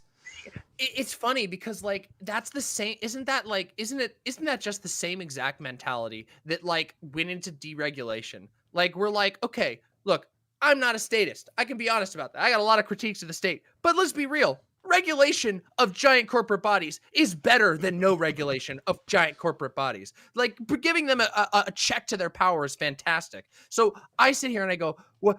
You have these small business tyrant people, these boat shop owners from small towns, and they're like, yeah, we got to shoot down this. There's all this regulation. They're coming in to choke small people out of business. And then you look at the law and it's like it's like a pollution regulation on a coal mining company or a coal refining company. You're like, wait, what do you mean? Why are you opposing this? They're like, well, it's about the principle. You don't want the government getting involved with the business. And it's like they're stopping like carcinogens from being pumped into a river. Why do you care about this? Don't you realize that like your small business is downriver from where the carcinogens are going to get pumped? They're like, well, it's about the principle. It's about small government. Because it's like this, it's the same thing as always. It's like, once again, the psyop kicks in because the rich guy is like, oh shit, I hate this legislation.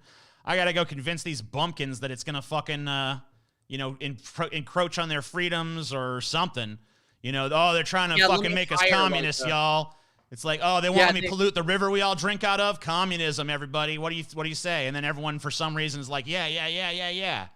Totally. Well, I mean, it's also like they can literally, like if it's a big enough corporation, they will just literally hire people to do PR. They'll just buy ad space. And this is like that whole thing of where it's like, there was this great moment when like Bernie was running and everybody was like, wow, like maybe we're going to do something about like money in politics. Maybe we're going to see something against that. And then it's like, wait a minute, like the situation with money in politics in America is so bad. Like not even Bernie could touch it. Not even the biggest, like the most exciting candidate that was getting all of the support early on. And like, none of these people can do that because it is so deeply embedded. And it's been embedded this particular like mentality towards like how that like money is speech, that if you're wealthy you should be able to do anything you want to do with that money, even if it means like overriding other people's rights. This piece of ideology has been ingrained so deep into our system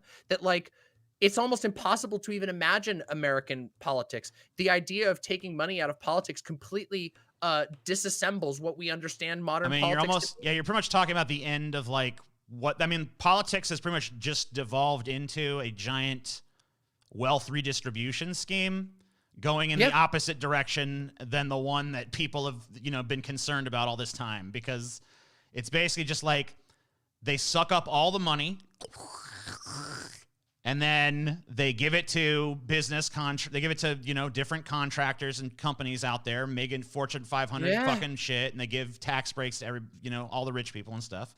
And do we remember like those people fucking turn around and they give it to the next generation, the next crop of Congress people and senators and whoever else they need to bribe, and then they fucking make sure the laws continue to support it. And it's just like this this cycle where the money just keeps rising to the top, and it's like right there in the figures. It's right there. I mean, we see that the wealth just becomes more and more concentrated at the top. Eventually, we won't have any, and they're just like, all right, well, we got no wealth. We're just back to feudalism. You just don't own anything. You just you're not even back to feudalism, because at least under feudalism, it's worse than feudalism, because feudalism is like you're necessary at least. Like you still got to till the fields. Now they got like a robot to till the field or whatever the fuck they need. So your ass is just like you're not even a serf anymore. You're just fucking useless. You're just being left out of the fuck. You go die in the wilderness. You're like a wildling. They've got their little space palace or whatever, and you're just down here on the corpse of Earth trying to scrounge up a fucking rat for dinner. I don't know. Yeah, I mean, I unironically like Best I case think scenario. that's like Yeah, I mean, if we do nothing, that is the best case scenario. The worst case scenario, of course, is a mass withdrawal of the richest people into highly secure enclaves, like they've already started sort of doing with places like, the villages where a bunch of rich old people go and live. That's and a it good has point. private security. You know what? Yeah. I got a fucking middle ground. They don't like eat the rich, right? Yeah, I don't like it. They don't like it. So that's too far. Like all right. Well, that's too much. I have a centrist proposal. Ooh, I love centrist. Yeah, we don't have to eat the rich, but can we at least cook the rich? Yeah. See, there we go. You don't got to eat them, just cook them. Right. We're not going to go all the way to eating. We're not going to devolve down. We're not going to bring it down to that level of like gnawing on fucking Jeff Bezos's ribs or nothing. We're not going to go that far, but we're just going to we'll have a little roast. And you know what else? We can also we can get rid of the guillotine memes too. We don't have to have the guillotine. We can just have a picture of a blade. That way, it's not really it's not the same thing. They're not technically restricted like they would be in a guillotine. There's just a blade there. The blade, the sword of Damocles, so to say, is what it could be, representing, hanging over them. Yeah, no, I agree with this. I think this is a fantastic way of reaching, of satisfying the unsatisfiable, so to say. Yeah. I mean, I just think it's like one of those. So I know the controversy is pretty much past at this point, but now that I think about it, a solution could have been reached.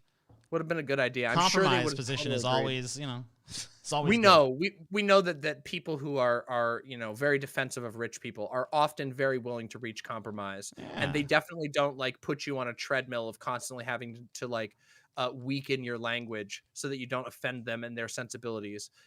Criticizing the rich while poor, jealous. Criticizing the rich while rich, hypocrite. Hypocrite, yeah. Criticizing the rich while middle class, you don't even have time to do that. You're fucking you're too busy fucking trying to keep from being poor. You don't exist anymore. What are you talking about? Narrow now. It's like the middle class is if you have a job as an engineer at Google, you're the middle class. Yeah, that's it. Nobody else. That's the entire middle class at this point. Do you know anybody who would properly be middle class without being independently wealthy from some random thing like being a really popular streamer or something, or a Google? I always thought it was weird that it was called the middle class anyway, maybe? Because it's not in the middle. It's just they're not. You know what? Middle class is just poor plus. It is. It's poor asterisk. It's you're not poor right now, but if there's a small economic bump, you're going to be poor because all you don't really have enough savings. If Jeff Bezos is the top, then the people who call themselves middle class, they're not the middle, right? I mean, you got someone worth $250 billion. You're not in the middle because you get $100,000 a year or something. Yeah, exactly. Right? You're just slightly above. Well, we've talked about that too on this channel. Because a lot of people who are unfamiliar with class politics and of course I'm a lefty, so I talk about fucking class politics and shit all the time. But a lot of people come into it and they think class politics 101. Fuck rich people. There you go. I've educated basically, you. Yes. Yeah, basically you've got it down. Rich people are sitting on like Scrooge McDuck. They're sitting on a giant thing of gold which could be saving you and everybody. You know what kind of drives me nuts? I bet you it drives you nuts too. Is the fucking when you criticize rich people or whatever and people are like, People just think it's all about the angle of they have too much and it's not fair. It's that's not even the main criticism. The main criticism is just they've bought our entire political process. They control the discourse in this country. They rule over every fucking aspect of our lives. They decide what we can and can't say. I mean, it just goes on and on. No one. At this point, the power the government has over you is sort of perfunctory because the government answers to the fucking wealthy elite. So literally, it's a matter of rubber stamping or approving, right? I mean, this is it gets laundered like this.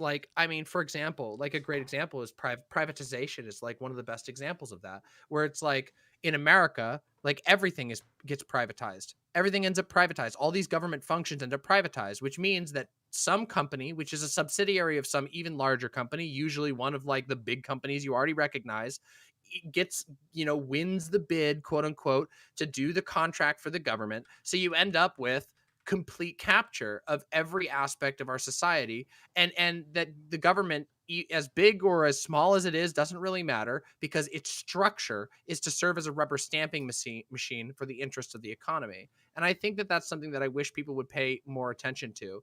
And like yeah, I'm glad to hear you talking about it, because I think more people are becoming aware of this fact. Like, I think people more and more have had these experiences of being like, yeah, like, why is the government's always saying, oh, we're looking out for the people. It's a government for the people, by the people, of the people, blah, blah, blah. But then you just find out that every aspect of your government has been privatized. That, like, oh, it's a private company that's owned by a conglomerate that's in partnership with whatever, Pepsi, that's overseeing your local water supplies. That's here in my state. I just had this experience where most of our DMVs have been outsourced to these licensing companies that get it paperwork from the state, and then they send the paperwork to the state, which results in huge wait times and no benefit for anybody except for the economy, quote unquote, which is these businesses now claiming that they're able to make, money and turn it into the economy, but everybody else gets fucked. The government has to wait for things longer. People get angrier because you have to deal with shit like I did, where it's like they have you wait 2 weeks to be able to get. The funny thing to me is, like, if you fucking bring up like a criticism of capitalism, a lot of conservatives today, they still kind of like give you this bullshit, like, fucking invisible hand of the market shit. Like that's still how it works. Like, it's like, and then old Jeb decides that people in the community need hammers, and he decides to open Jeb's Hammer Store. It's like, yeah. Shut up. Like, that's not even capitalism anymore, bitch. Like, it pretty much never was, but, like, at least at least there was some mom and pop shit back in the day. Now there's fucking hardly anything. Everything's pretty much a corporate-owned piece of shit. And even the shit that is mom and pop has to fucking get most of their supplies and shit from, like, Cisco or some other fucking giant corporation. So it's there's really not fucking the mom and pop business anymore. There's not fucking any wealth being generated for the fucking people on the lower echelons. The idea of a small business is a fucking joke at this point.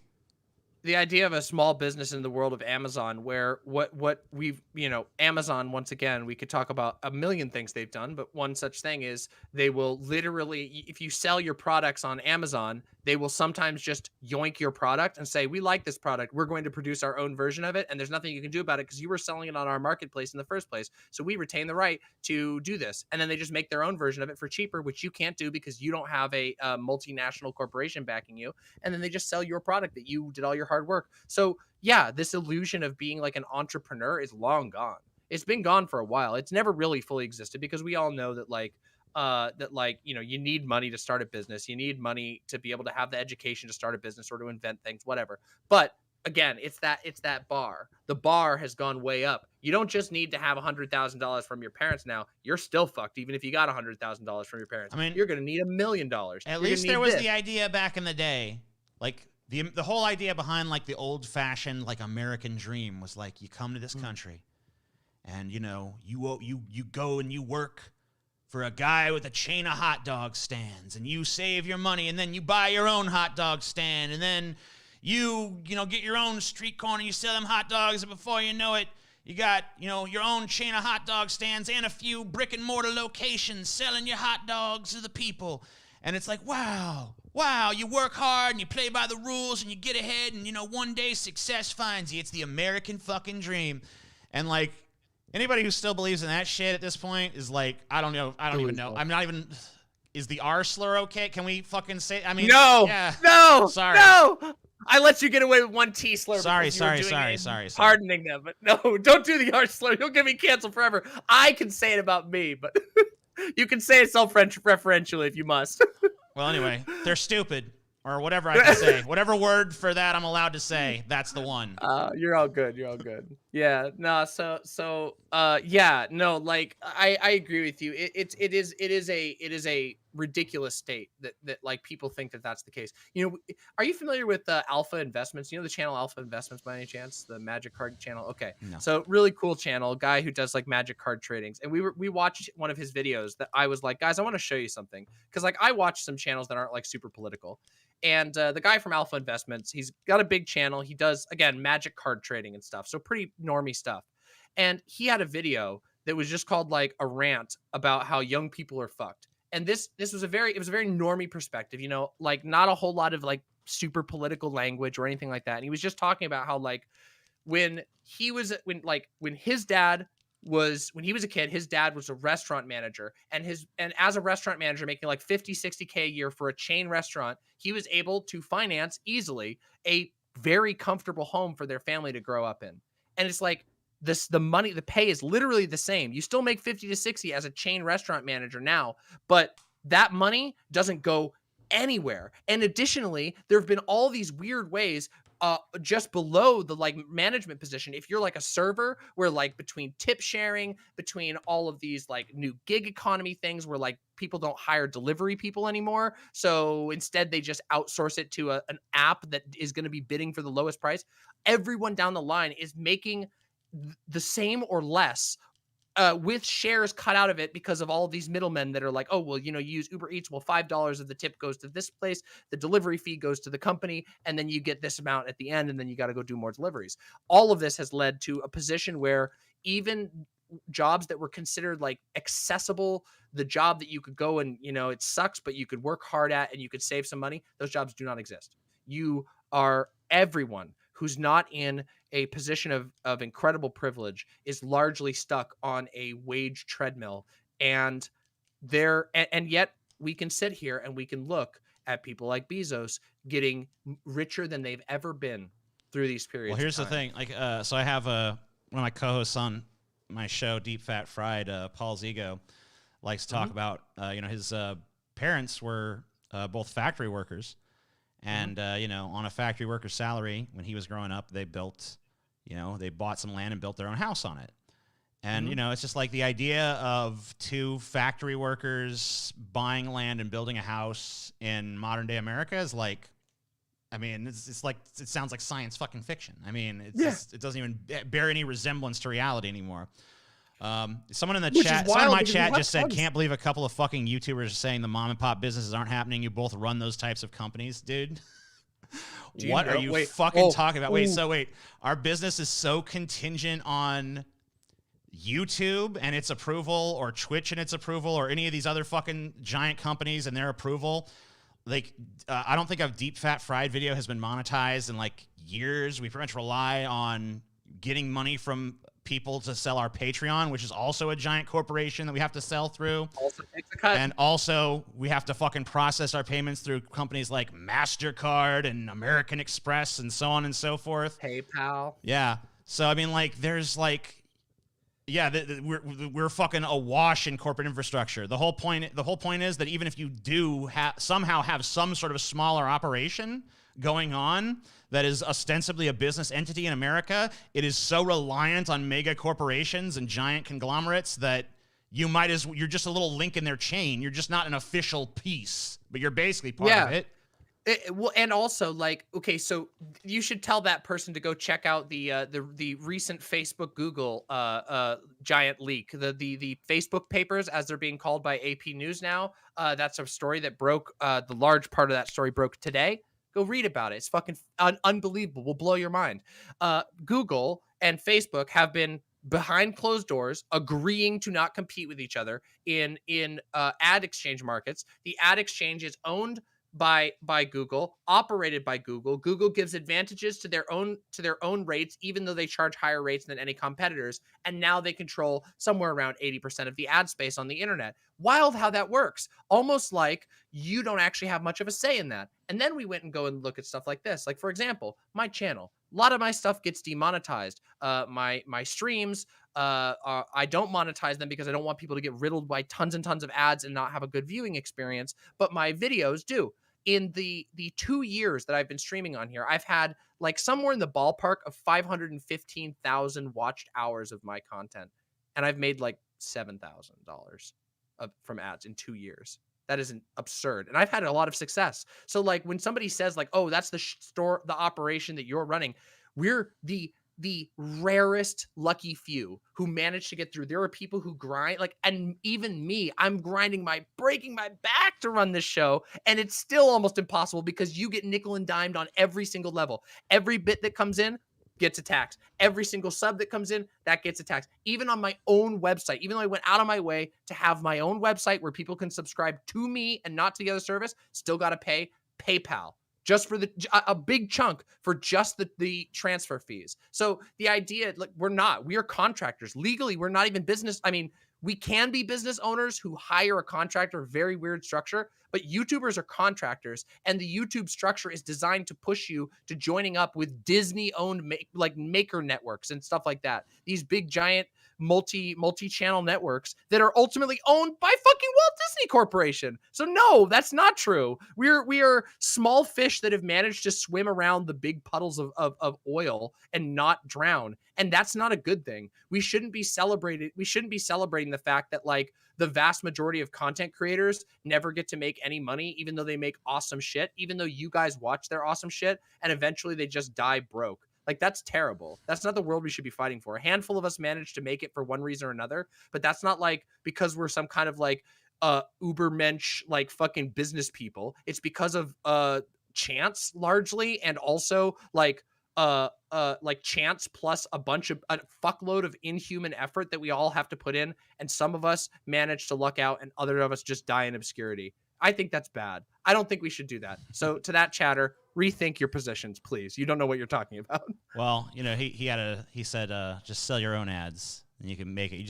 Totally. Just lazy. Yeah, absolutely. I'll sell my ads. Just tell me about where I can go get an ad, where I can go independently run ads on my YouTube video. Oh, wait, you can only run ads on your YouTube video from the Google Exchange. Oh, strange. How interesting. Anyway, I love that. I love that kind of take. I love it when people like think they know everything about your industry and they don't. Yeah. When I'm not busy rallying against the corporate stranglehold of America, I use, Dollar Shave Club. And I know I have a gigantic beard and doesn't look like I shave at all, but I do. Dollar Shave Club. Get you a razor blade. You know those like Dollar Shave Clubs and all that stuff? The way that those companies succeeded was by doing kind of what's being talked about here. So, like, for example, there's this big company called there's like a company that produces razors called like Dorco or something like that. Mm-hmm. And they basically make like cheap razors, and then other companies will buy those razors and put their branding on them and whatever. Well, Dorco was like, hey, like we can sell our razors at like a good price. Well, it turns out that they ended up getting basically outmaneuvered by Amazon, and now they only have their store available on Amazon, and their prices went up. So now you literally can't even buy directly from the manufacturer of the people who make stuff for, like, I think Dollar Shave Club is the one that they make them for.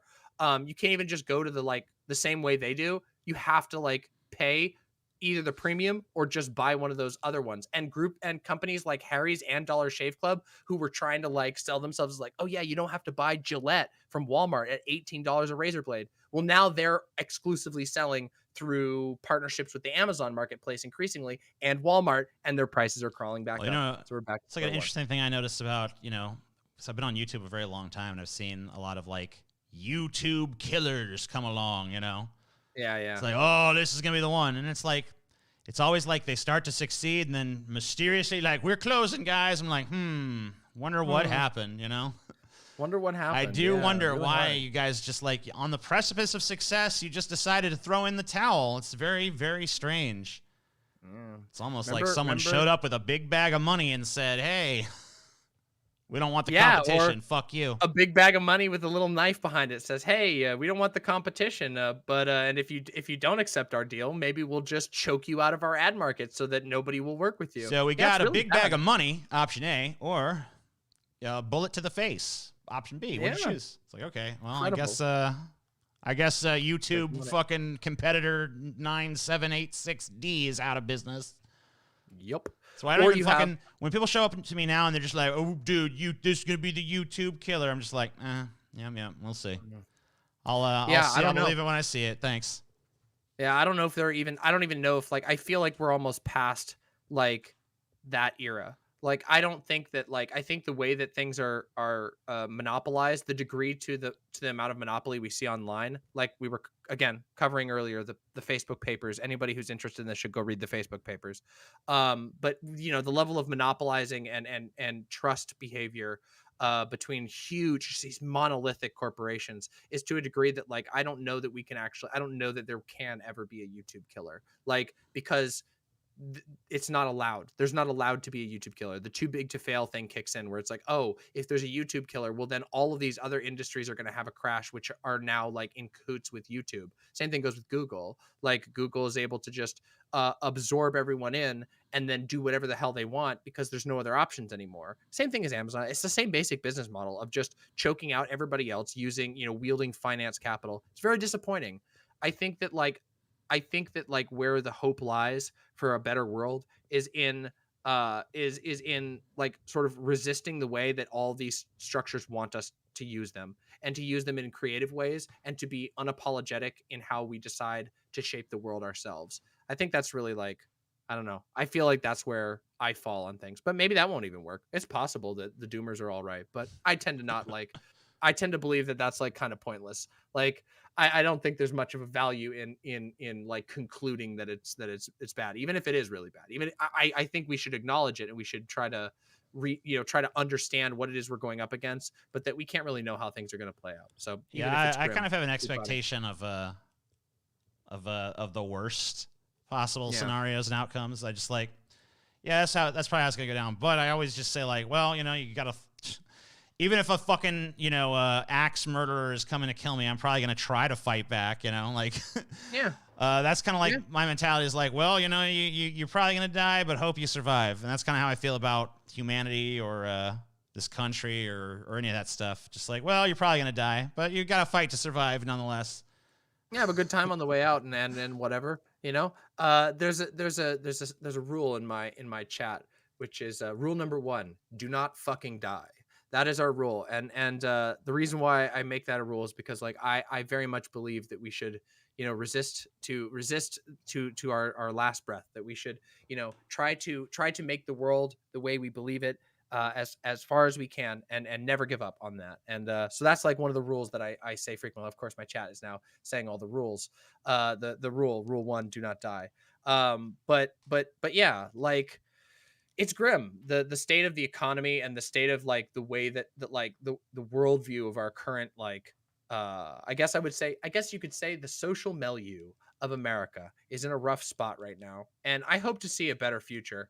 I think there's room for really cool things to get done. Like, I mean, obviously, like, I did a big, like, fundraiser on Saturday for some mutual aid things, and that was super, super inspiring. So good things can still be done, even if we don't have the silver bullet answer to all of the problems. Well, I just feel like, I don't know.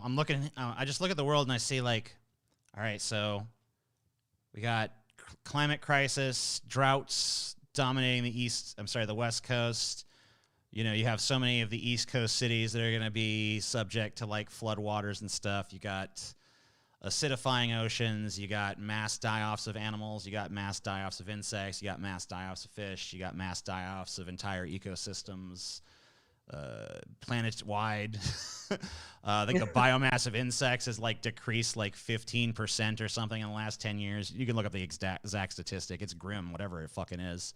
It's bad, you know, the rich get rich, the poor get poor. The population seems largely oblivious to, like, the true nature of the crises that face them.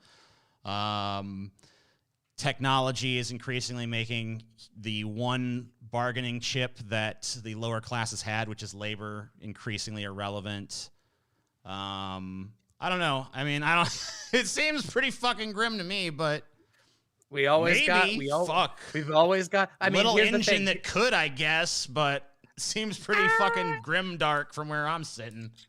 I think it's kind of grim, but also there's another thing, which is that, if it's grim, well then isn't that the time for us to start thinking of more bold and brave solutions to the world? No, the I time think was a lot like of 30 people years think, ago, but okay, yeah. true, yes. I think that would have been more ideal, but as the saying goes, the best time to have planted a tree is 20 years ago, and the second best Yes. time is today. Yeah, So, true. yeah, I mean, I tend to think that, like, look, we are facing a lot of things, and if people can acknowledge those, and we can say, no, wait a second, like, we don't have to accept like a world that we don't have to just lay down and die. We can say, no, we're going to do things differently, we're going to try things differently, and sure, we might have failures, we might have things that don't work, or bad ideas or whatever, but let's at least give it a try, because the alternative is to just sit here and let like Jeff Bezos basically choke you until you die. And I'm not willing, that for me, like, that's not an acceptable world. I'm gonna I'm gonna try and find every crack that I can and poke at it, and sometimes that requires Right. us a little creative. I guess I'd feel better if I could like commiserate with people more often and hear that they, were concerned about these things. But I feel like all too often the things that I hear people say they're concerned about are so far afield from the actual crises that face them that I'm just like completely discouraged. Like if it was like, if things were just as bad as they are now, but I got a real sense that people understood the predicament they're in, I'd be like way more hopeful. I'd be like, wow, maybe we can fucking figure out something to solve this. But like the fact that there's just so many fucking people who are talking to me about fucking Haitian immigrants and trans bathrooms and whatever the fuck other stupid bullshit distractions are being paraded in front of them. I don't know. I find that to be probably the most doomery thing of all. Just the complete lack of willpower in like everyday people to give a shit. But I don't know. I made a lot of people mad on Twitter when I made a post that said Americans have the weakest souls of any people on the planet. Oh, I love that tweet. That was the tweet that got me to decide to talk to you. Yeah. Okay, good. I'm glad. When I saw that tweet, I was like, I need to talk to her. This is like 100% needs to happen. It's so true. Like I know, like, of course they proved me right immediately in being the most, oh God, they were so mad. The number of people who are like, this is disgusting. This is like genocidal rhetoric. This is racism. I got literally multiple people accusing me of racism for saying Americans have weak souls. And then I got lectured to by some like medium-sized like liberal social democrat streamer who was just like, oh yeah, like this is like, what are you talking about? What is a soul? Like, what do you mean? Like, do you not understand like a tweet? First of all, do you not understand like metaphor at all? Like, are you incapable of reading something and like parsing that it has meaning? Let me ask you a question. When you encounter a person like that literally comes at you with some like, what do you mean by soul? Like when someone comes at you in that way, do you just assume that they're pretending to be stupid so that it seems like they can have a position and that's just the only way they can even have one? Because like they know what you mean by soul. Everyone knows what the fuck is intended by that, right? Or are they really that stupid where they're just like, what do you mean by soul? I feel like it's like a mix. I feel like what I like to call it like performative denouncing, where it's like, they're not actually, it's kind of like virtue signaling, right? Like, but not exactly. It's like they feel like they don't like me, and they feel the need to say something about it because there's something in there that makes them feel uncomfortable. So there's something they're really bothered about, but maybe it's, I don't know how much they're actually bothered about it, but then they go, okay, so here's how I can stretch this to make it like this big performative denouncement. And then their friends go, oh yeah, look at that. You made fun of evil DemonMama. She's so bad. She hates Americans. She's racist. She's all this shit. And I'm just like, come on. Like, guys, we know this is exactly what I'm talking about when I say Americans have weak souls. That like, by and large, Americans just kind of put their head down and walk into the fucking slaughterhouse. They're just like, yeah, okay. Like, even the Americans who are like all gung ho and waving the American flag, they're like, yeah, I'm fine with us just having 740,000 Americans dead. Yeah. And I'm like, dude, you're being loud and you're waving your American flag into the slaughterhouse. Like, I say frequently, I've said multiple times, the last time I made a tweet like this, I was much smaller. I didn't have as much of a following and nobody really cared as much. Some people did get mad, but I said that Americans are, like, in my opinion, cowed. Like, that's what it feels like. a lot of Americans just have no fighting spirit left whatsoever. They're completely given up. They think that this is the only way the world has ever been and will ever be, and they hate it, but it's the only thing they know, so they defend it to the death. They're like, no! Just like the giant fucking meat grinder where, you know, some people just like, they trudge into it and they just walk in, and then other people are like, charge into the meat grinder, you know, just like yeah, be a patriot, be a real patriot would be the cannonball into the grinder, whee, and then they just throw themselves in. Yeah, it's time to die, boys. Woo! Dead. I mean, right? Like that's like the people. That's like there's those people who put the big smoke coffer things on the back of their Ford F-350. Where it's just like fucker. Yeah, it's they're proud. Yeah, ooh, pollution. Let me just wrap my mouth around this. Ooh, I love it. I love carbon monoxide. And it's just like, dude, like, what are you actually signaling here? Like, what do you really realize what you're doing? It's such a pathetic and cowed. I have no respect for this type of person. And like, yeah, like I think, you know, obviously I think there's a lot of Americans who are victimized, and I talk about that all the time, but let's be real. Americans are like we have it like the least bad of everyone in the world. It's still pretty fucking bad. And obviously people can only know where they live up, but Americans just whine. And that's it. That's the most they can ever do is whine very weakly. And it's like the Democrats, like you'll have people mad at the Republicans, rightfully mad at like this horrifically racist party that just like literally advocates cracking the skull of protesters who are exercising their First Amendment rights. And then the Democrats come in and they're like, well, we have to work with them. And then everyone's just like, well, I guess that's just it. I guess we just got to stop. The thing that drives me nuts is just like, you have the world we're talking about, all the really serious issues facing us, and like a really like, if I'm not going to say a bleak future, I'll say like some very serious hurdles and challenges that face us. Mm-hmm. And then like you have like a politician like a Bernie Sanders type who's just like begins to lay the groundwork for shit that we probably should have done 30 years plus ago. Yeah. And it's just like, that's too extreme for them. It's like, oh, I don't know. Oh, he's an extremist. He's a radical. Oh, we need Joe Biden. It's like, oh my God. Yeah, so socialism. It's going to be socialism. It's going to be like when I saw that picture of the beans, the bean aisle in Venezuela. And it's like, bitch, have you been to a grocery store lately? Like you go to the fucking grocery store and it's, you got two different bean types. Both of them are canned in fucking high fructose corn syrup and picked by slave labor. Congratulations. You have successfully fallen for the illusion of choice. Like, what the fuck are you talking about? Like, I don't know. Like, it's just such a weird, again, the things that Americans fixate on is so weird to me. Like, just think of how I love this. Like when there was Bernie was running last time, and it was like, maybe we're going to try to fucking generate record youth vote. It's like, okay, we didn't get it. It didn't show up any fucking greater than usual. But you did have record old people vote. You had record elderly vote. It's like, what? Yep. So they were jazzed up. They saw Bernie Sanders and he drove them to go to the polls to vote against him. But the people who fucking were supposed to give a shit, the people who have the most to lose because they have the most future in front of them, are just like, meh, I don't give a shit. Whatever. Like, I don't know. If you're not going to save yourself, why the fuck should I care if you're saved at some point? You know what I mean? Yeah. And I mean, there's two sides to it. Cause like on one hand, there is this sort of like almost arrogant resignation in even the most like downtrodden people in America of like, oh yeah, well, you know, America's the best it could ever be. So if my life is miserable, well, I guess there's just no better. It's on me, man. Ever be better. Yeah, it's all on me. And then there's the other side of it, which is just like you have people whose the only life that they've lived in America is like is like one of perpetual recessions and like their parents being screwed over by Wells Fargo and Wells Fargo not facing like any repercussions for that.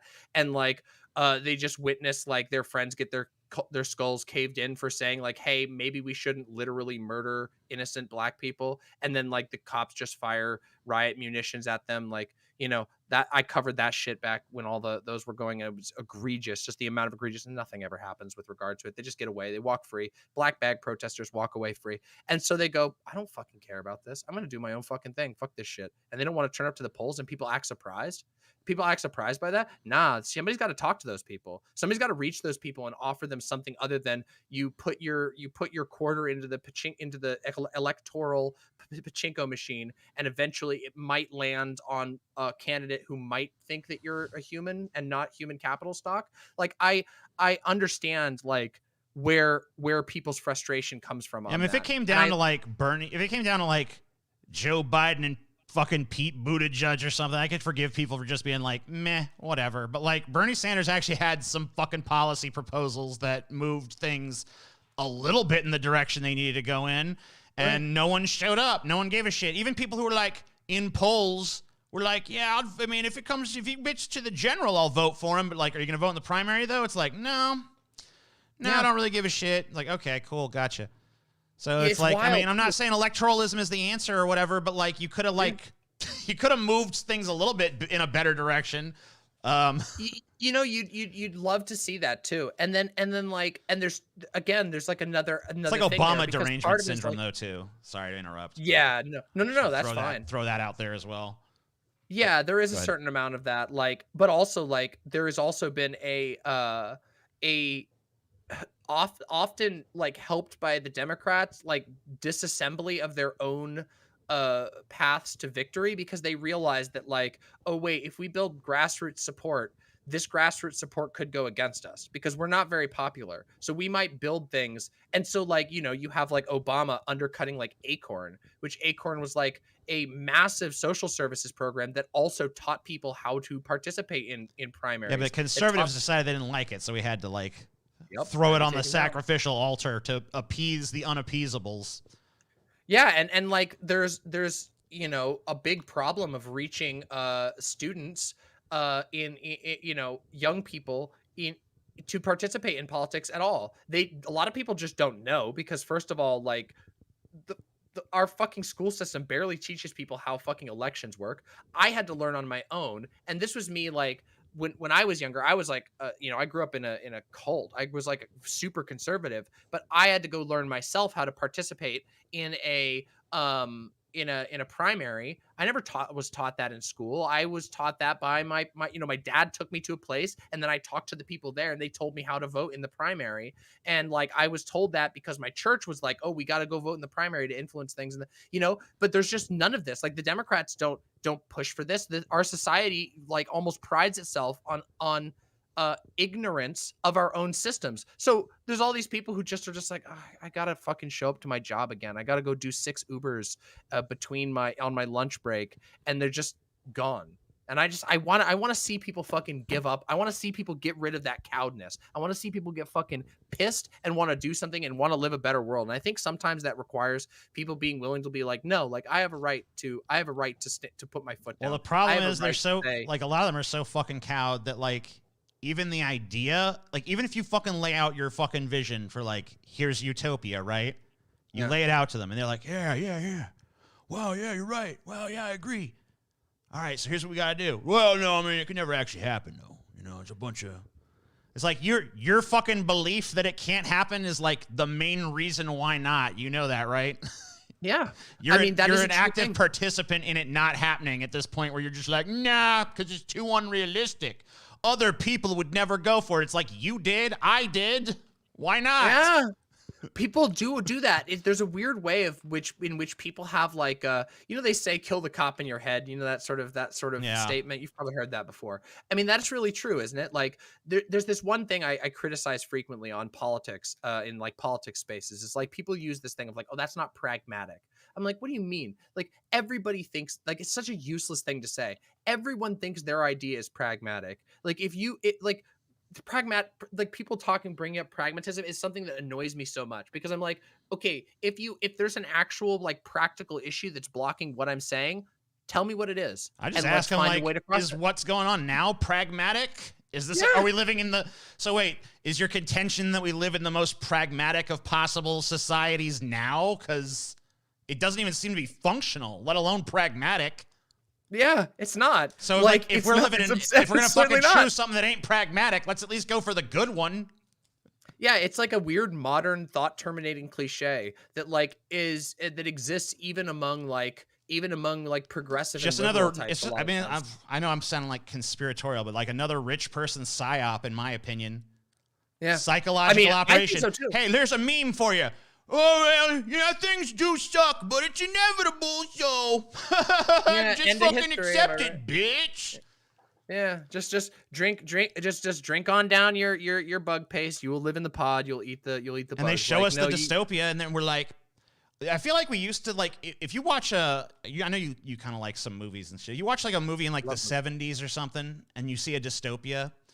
There was always like an idea of you're being told about this in this movie. And I'm getting conspiratorial here, but no, it's okay. I'll preface it. But like we can go into it. 60s, 70s, whatever. You see a dystopia, it's always like a warning, like, uh-oh, better fucking do something now before this happens, right? Yeah. It's always like some element of society has gone so out of control that people are like showing you some dark future where it's like, what if this trend continues to this extreme? And it's like, wow, yeah. So people use sci-fi as like a means to criticize the present by showing a dark future, right?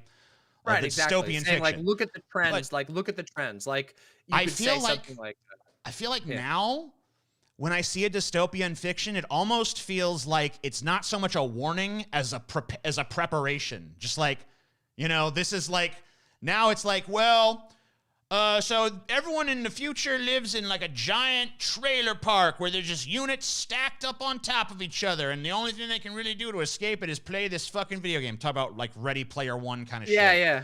And it's just like, I look at it and I'm like, this doesn't even feel like we're criticizing this. It's just like, accept this. Reporting. It's like, okay. Yeah, it's like a recolor. It's like, oh yeah, this is just what we're going towards. They're just priming you now. Do you want to see it? Like, have you seen Sorry to Bother You? No. You gotta see it. You gotta see Boots Riley. Sorry to Bother You. Fucking fantastic film. An actual modern dystopia that like, the premise is basically like the world. The main character ends up working for a company that's basically Amazon, and their new venture is housing units. They're multi-person housing units that everybody has a bunk bed, and you get your own bunk bed, and they're like sold like, oh yeah, you can have your own custom spaces for the low cost of this. And like the rent is so ridiculous that like the main character is in the beginning like living in the garage, in like his uncle's garage. And so there's like this really funny scene where they're like it's like a really romantic scene and whatever, and then the garage door opens up because his like uncle sat on the garage door remote, and it's just like, okay, so it starts to unravel and you see like the state of things. That's a fantastic movie that does that without like copping out, because it's like it was an independent production and stuff like that. A lot of times nowadays what you see is like exactly what you were saying, like Ready Player One and these others, where it's just like there isn't even a coherent critique. It's just like the world sucks, and like the way that you're going to do it is by being the best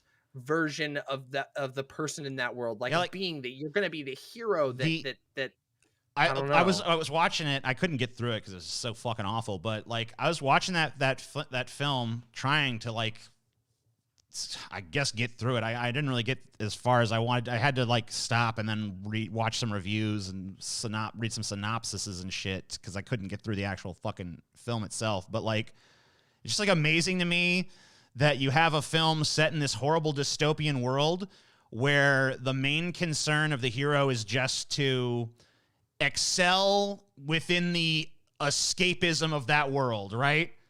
Just like, I'm the best in the escapist fucking thing that we go to because the world sucks. It's like that, and that's the hero of the fucking thing. Like, you're shown this horrible vision of the future, and then the objective of the fucking protagonist of the story is get really good at the fucking video game so you can become a billionaire.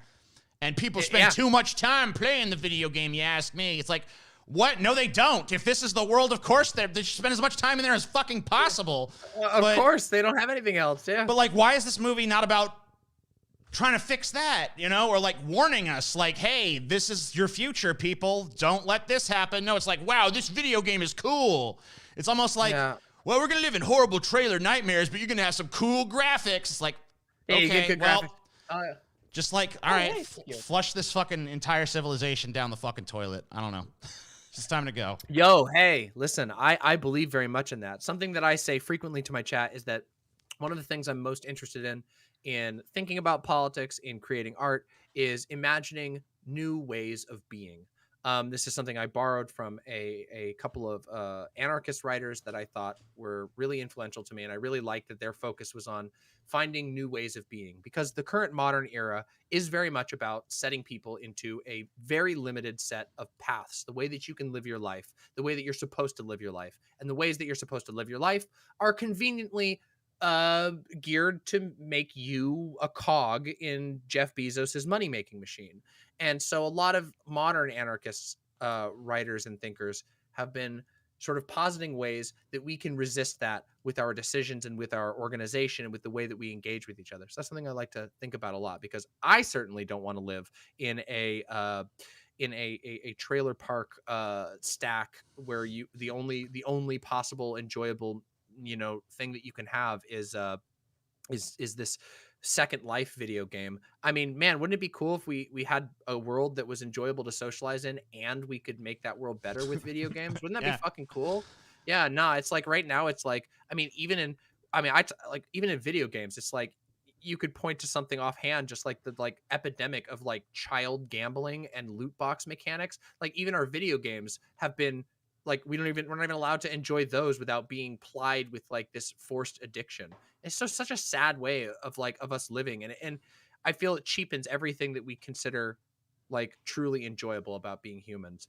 I was talking earlier today about something I talk about relatively frequently, about how social media, like I think social media is both like a great gift and a great curse. Like I've met like my partners through social media. I've met so many people through social media. My job is only possible through social media. But I look at social media in its current state and the way that it operates, and I just think this is like a prison. Like I feel like I've been built into a prison. And on one hand, like I can't imagine a life where I didn't have social media to connect with people, because like I lived in a rural area, and I was a queer person, and I was in this like really bad religious environment. But then I look at social media, I see, wait a minute, but on the larger scale, the way social media is right now is perpetuating a society that's more like the one I tried to escape before. And that makes me sad. Oh, yeah. I want to think that that there's a future where social media enhances our actual lives. There's a phenomenon that I don't know if it has a term or whatever. I guess you could just almost consider it just like selling out or something. Yeah. But it's something I've noticed just seems to happen over and over again. I've seen it happen in my life quite a few times. The earliest example I can think of is like MTV. Mm-hmm. Like how when MTV started, it was like this like place for like these like music videos, of course. And there were still commercials ultimately for albums and stuff. But like there was like a means of like these musicians are creating these like visual accompaniments to their music, and there's this channel that's just devoted to it, and it's just going to play that all the time and everything. And it's like, wow, that's kind of cool. And there's like a lot of this like free-form creative stuff, and there's a lot of times they don't have huge budgets, so they got to be very creative and do wild stuff to get attention, kind of like the early days of YouTube, which is kind of like why I'm drawing the comparison. But like, and then slowly but surely it's like the corporate sort of culture intrudes upon the space to this extent where it's like becomes an unrecognizable fucking thing, where, MTV went from music videos to reality shows, and so did pretty much every other television channel once they realized, like, ooh, this is where the money's at. This is the fucking content. Take away any sort of like artistic integrity or intellectual fucking merit or any of that stuff, and just give them garbage. Just fucking push garbage in front of them 24/7, and give them salacious and fucking this and that. And whatever, we're participants in that too, because like the people are so to some extent fucking choose that shit, but like kind of. There's no like it's so foisted upon us all the time, where it's like here's this garbage, here's this salacious drivel. And now YouTube, which when I started on it was a platform for like sort of like, it went from feeling like a place where all the people who couldn't tell you how they really felt in day-to-day lives were finally giving like a megaphone and stuff, to a place that feels like high school or something. Like You know? Yeah, it's like I think a term it's transformed that, into this weird like lunch. I heard someone say that like lunch table leftism the other day. It's like lunch table everything. Yeah, I mean, it's about the it's that, and cliques and also the like, fucking whatever. you know, I think I think you're onto something to a certain degree with that. I think like it's funny because like some of it is like I would say some of the lunch table stuff like comes from like the fact that there is no there is it's like a how do I even describe this? It's like a we're tossed into like a coliseum, you know? When you like I certainly know this was my experience. When I first started getting into content creation, I didn't know like a whole lot about the space. I didn't know anybody. There's no real you don't get like there's no like training. You just kind of throw stuff at a wall. And so I think what happens is like, you know, people kind of cling to these like small groups at first, and then it can get really severe, especially when the like and it can become very clicky, especially when the like internal pressures of the space are like they are. Because right now it's like uh you're competing against Walt Disney Corporation again. And there's this like a lot of people would call this like co-option, where it's like something that starts good slowly gets just taken over by the people that it was originally designed to sort of like resist against a Right. little It's bit. like You said with it's like let's get away from this. Like, hey, let's get away from this monolithic corporate entertainment. Oh wait, now it's here. And where's our next? Where's the next escape? There isn't one. They've blocked off all the exits. You know, it's like okay. Yeah, you can't go anywhere, and so you end up having to like increasingly dig your heels into whatever your brand is until your brand can be bought or your brand can be removed or whatever. So it forces people into these really tense circumstances, which once again only make money for Google, who owns YouTube, and Disney, who owns like the bigger maker networks or multi-channel networks. And I don't know. There's so much tension that I do think that it does yield into this like, instead of having like big, robust, vibrant spaces with lots of different successful creators and many different factions, all of whom have like, you know, are like interested in some of whom are interested in cooperating, so there may have beefs or whatever. This, like, instead of having an organic space, you instead have like a space of people who are all starved desperately for every bit that they can get, because if you don't get to do that, and you have to go be an Uber driver or whatever. It's like we've just created this environment. I the word I usually use to describe it is not tension, but it's very what's the word? I can't. I'm like blanking on the word that I'm thinking of here. It's very forced or what's the word?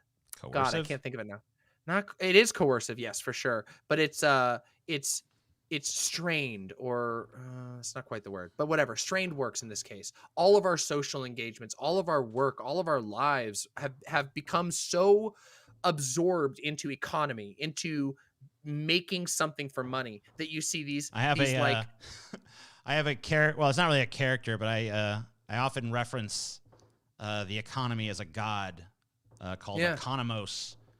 I just say like, all hail Economos every time someone does something strictly for economic reasons, even though it makes no sense. All hail Economos, Deus ex machina. It's like, all right, Deus Volt. All hail Economos. It is there is a worship, there is like a sense of religion around it, like a secularized religion around this vague sense of economy. You know, it's funny. Are you familiar with the video essayist Big Joel? I don't know if you're familiar with him. Maybe I don't think so. Okay. A really good video essayist. I really like him. He's got like a super dry sense of humor, but he did this really incredible video that was called what was the title of it? It's called like YouTube is Your Boss or something like that. And it's a video that talks about it, like compares the whole premise of the video is basically takes like YouTube's creator studio videos and compares them to like employee training videos. And it talks about how like in the current era, there's this idea that like you're sold this idea like, oh, we're helping you, like we're helping you make your channel good. But if you look a little deeper, they've just found a way to sort of reword basically that they're telling you how to do your job, instead of just saying take the cup, put it into the juice filling machine, press the large cup button, and then it fills. They say, well, if you would like to have your channel succeed, make a video with these parameters. Make sure that you do this for it to be. There's literally a part where they're like, we highly recommend using our recommended ad placement option to get the most out of your. It's like, wait, they're just telling you a job description. You're being sort of subtly given a job description. And this is true in so many ways, that like that economy, like it's like the religion of the economy. Everything can't be, people aren't making a channel to have a good time, to make a community, for anything. It's all about making the most efficient ad clicking product that you possibly can. Yeah, the strange world of YouTube's corporate propaganda. That's the name of the video. Well, I remember there was a very different thing. It was like when I first joined, there was no monetization on YouTube. It was just like people just doing it for like the sheer enjoyment of it. And I remember thinking, when I first got a video, when they first started doing monetization, I was just like, whatever. I'm never the person that's smart enough to jump on something right away. I'm always like, fuck that. Let's see if it proves itself.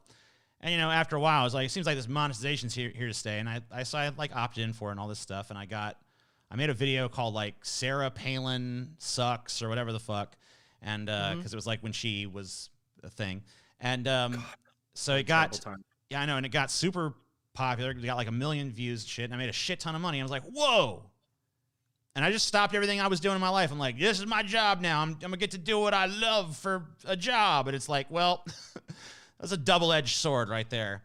Yeah. Because it was like, it went from being fun to being work. And I'm not saying it's not fun anymore, but like, it's not as much fun when it's like, if I don't do this, I don't eat. So it's like, you know what I mean? Yeah, of course it is. You know what I mean? Of course. Yeah. Like, I mean, and like, this is something I've talked about pretty heavily on this channel. I try to be pretty open about like, I try to be as open and human as I can without like people being weird about it, because of course people can be weird about it. But like, I took a break recently for like a month and a half, and I feel very lucky that I was able to do that. There was a lot that was going on. I have earlier this year I dealt with like it's cooled down a little bit, but I was dealing with a fuckload of harassment. Long story. Just really, really bad. And so I was like, I need to get away from this space. And I realized, like, I knew it was there, but when I took the time off, I realized just how much of a boot had been on my neck. That like every moment of every day I was thinking, I should be streaming, I should be doing this, or else I'm going to fall out of the algorithm and die. And then I'm never going to get to do this thing that I love anymore. The tension is so high. And it seems to only be getting higher. And like, I look at like a lot of content creators in this space. I see people who just work their butts off. Oh my God, they will break their fucking backs. And like, and there's like there's obviously a huge distance between like what the audience's perception is of the experience. But there is even like sometimes a perception like issue from our perspective. We're like, we forget how much we actually work. And like, we all know, yeah, we're working really hard and we feel it ourselves, but then we zoom out and we go, oh my God, if like this was the type of schedule or work environment that was encouraged. This is like lawyer shit. Like in movies of the past, this would have been like, oh yeah, the lawyer who has to go in all the time and his family life sucks. I'm like, wait a minute, that's what we're having to do for being a YouTuber. Like I spend like, it's like when I'm not on stream, I'm prepping for stream, I'm talking to people who I need to do stuff, and we're organizing shit. I got a team of people that I'm trying to pay to get the edits out on time. I'm like, oh my God, they really figured out how to make us build our own workplace for them. It's crazy. Yeah. And then they get the profit, most of it. The vast majority, yep. Oh, yeah, and I've definitely, like, over the course of my career, I've definitely made, like, millions of dollars for fucking YouTube. So, yeah. I'm not a millionaire. Oh, whatever you've made, like, I always try to tell people this, like, whatever people think that we've made, the amount of money that platform has made off of us is so much further that literally even we can't comprehend it, because we don't even get to know. It's to the point now where they'll put ads on your video and not even give you, like, a cut. It's just like, we're putting an ad on there, but we're not giving you any of, so yeah, there you go. This actually goes to this other company because they did this thing or whatever. So here you go. And it's like, okay, well, that's cool. I'm glad you could make some money off me. That's neat. Really love you. Yeah, and that's not even to talk about the DMCA shit, because no one can do that. There is no possible way. I get it's so busted. I played Phasmophobia, if you know that game, little ghost hunting game, just yesterday. I got a copyright claim if I had monetized that video, which I don't usually monetize the live streams because I don't want to run ads on people, but if I had, I would have lost monetization to that because some random company bot claimed a stretch of white noise that plays over the radio in Phasmophobia. So here's the thing. Here's how broken it is. I fucking went to we started to we did this thing where we were watching for our patrons, we'd watch movies and we'd comment on them and stuff. And so like at first we just tried to find movies that were so fucking old and shitty that it was like no one was gonna fucking care. And that wasn't enough. So then we started doing like, all right, we're just going to watch films that are in the fucking public domain, okay? But even public domain films aren't fucking safe because someone will go find like a little snippet of fucking something on the radio in the public domain film and be like, I own this. And then they monetize the fucking shit. So it's like, you just can't win. People don't even have to fucking prove they're actually the copyright holders anymore. And even if they do, it's like by the time you can fucking get it to fall off, 60 days or whatever has passed, and it doesn't even fucking matter because the video's got whatever views it's gonna fucking get anyway. Yep. And of course, notice it's all deferred onto contractors. We're the ones who have to cope with it. We're the ones who have to file it, not them. They don't have to prove they own it. We have to prove that they don't own it. Yeah. It is ridiculous. It's guilty absurd. And with copyright violation, and you're guilty till proven innocent.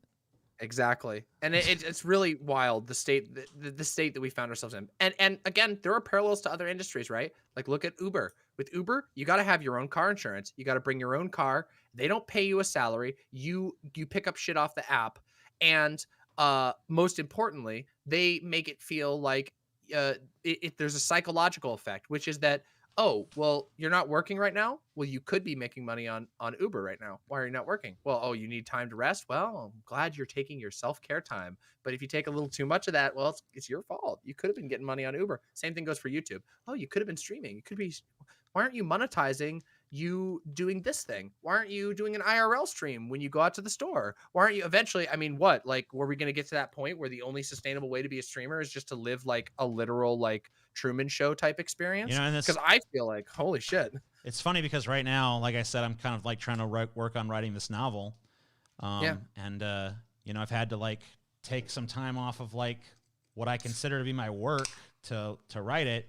But I know that like either A, I'm not going to be rewarded from that, you know, time in the same way. But even if I do manage to sell a bunch of copies of the book, I'm going to sell it through fucking Amazon or something like that. And they're going to fuck me in the same goddamn way. It's just going to be like, hey, who's my new fucking corporate overlord? You know, it's like, Did you want to go through Twitch, subsidiary of Amazon, or did you want to go through Amazon Kindle, subsidiary of Amazon? Like, it's rough. Oh, it's man. Bad. Yeah.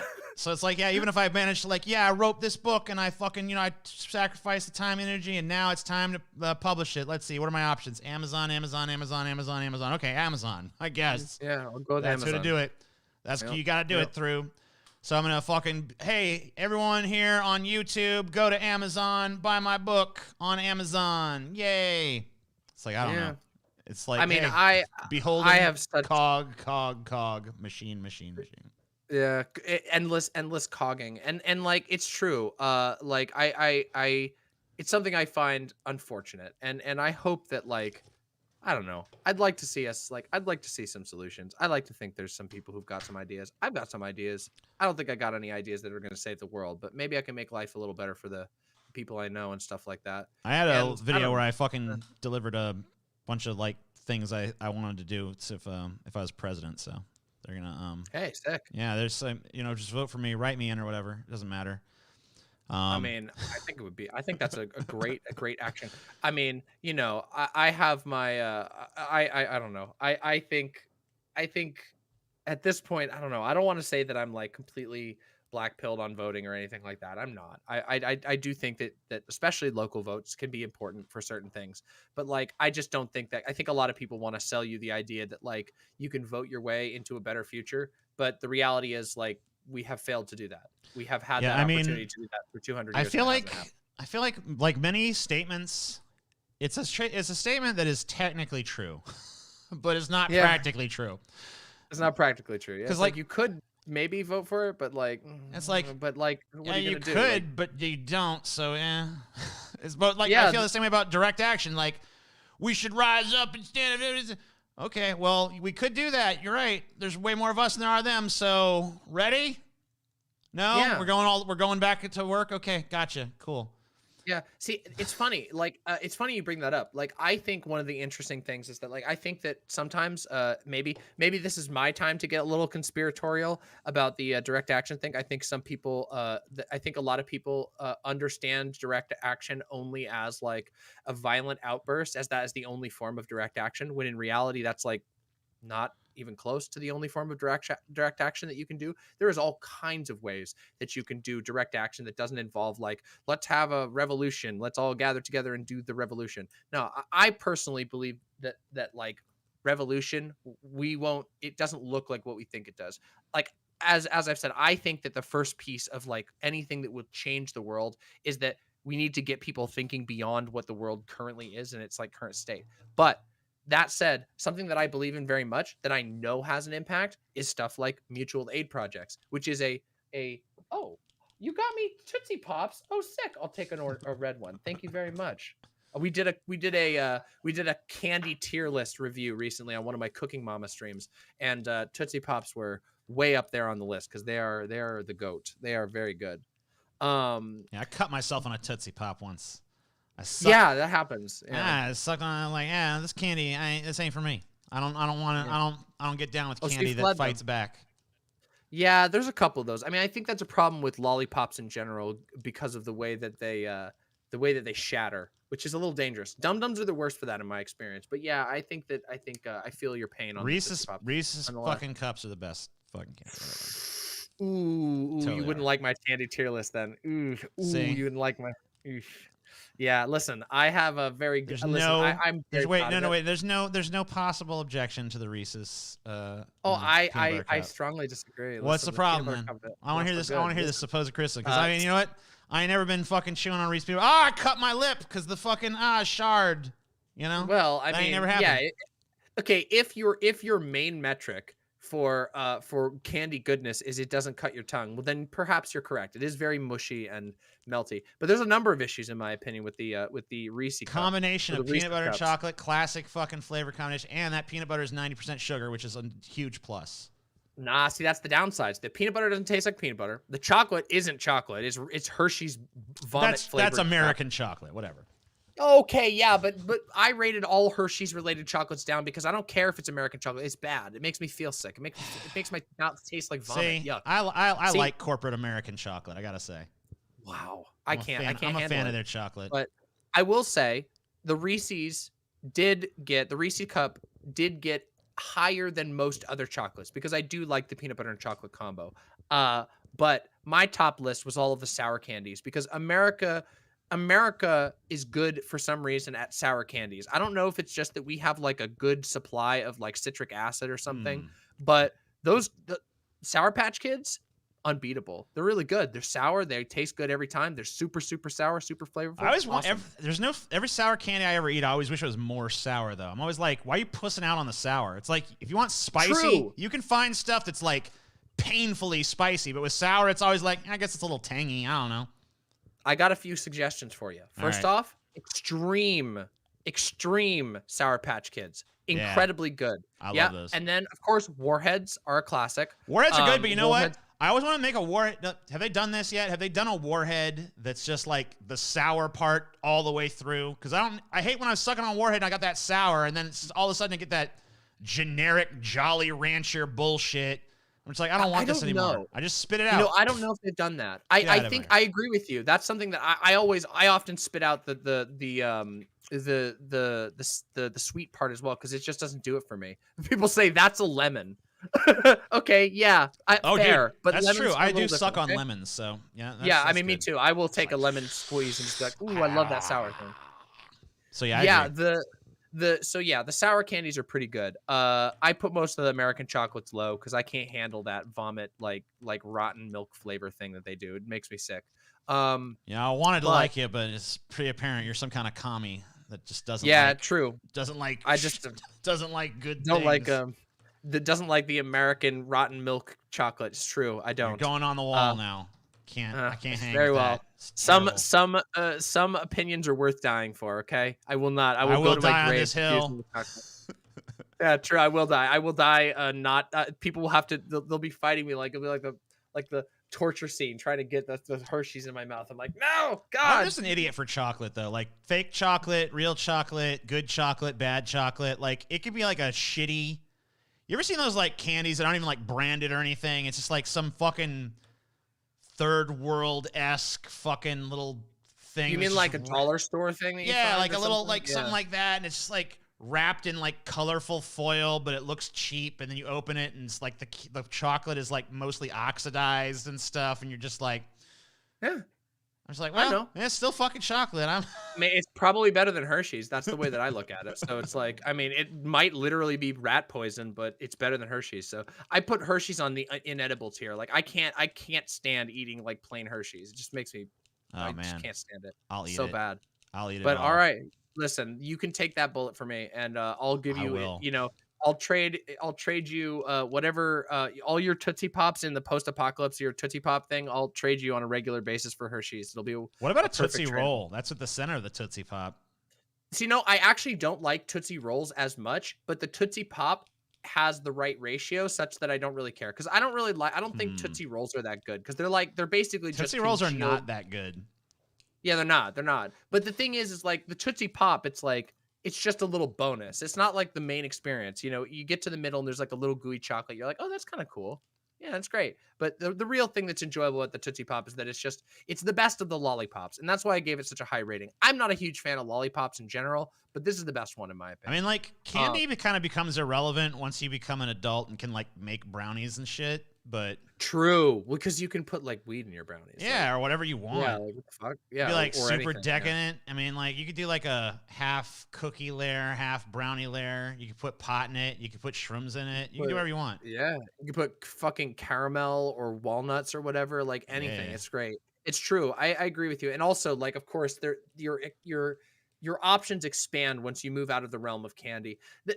That's why, to me, at the end of the day, the like real draw to candy is the sour stuff, because I don't feel like you can really get like outside of just buying a lemon, you know, like as people have said, lemon bars are pretty easy to make.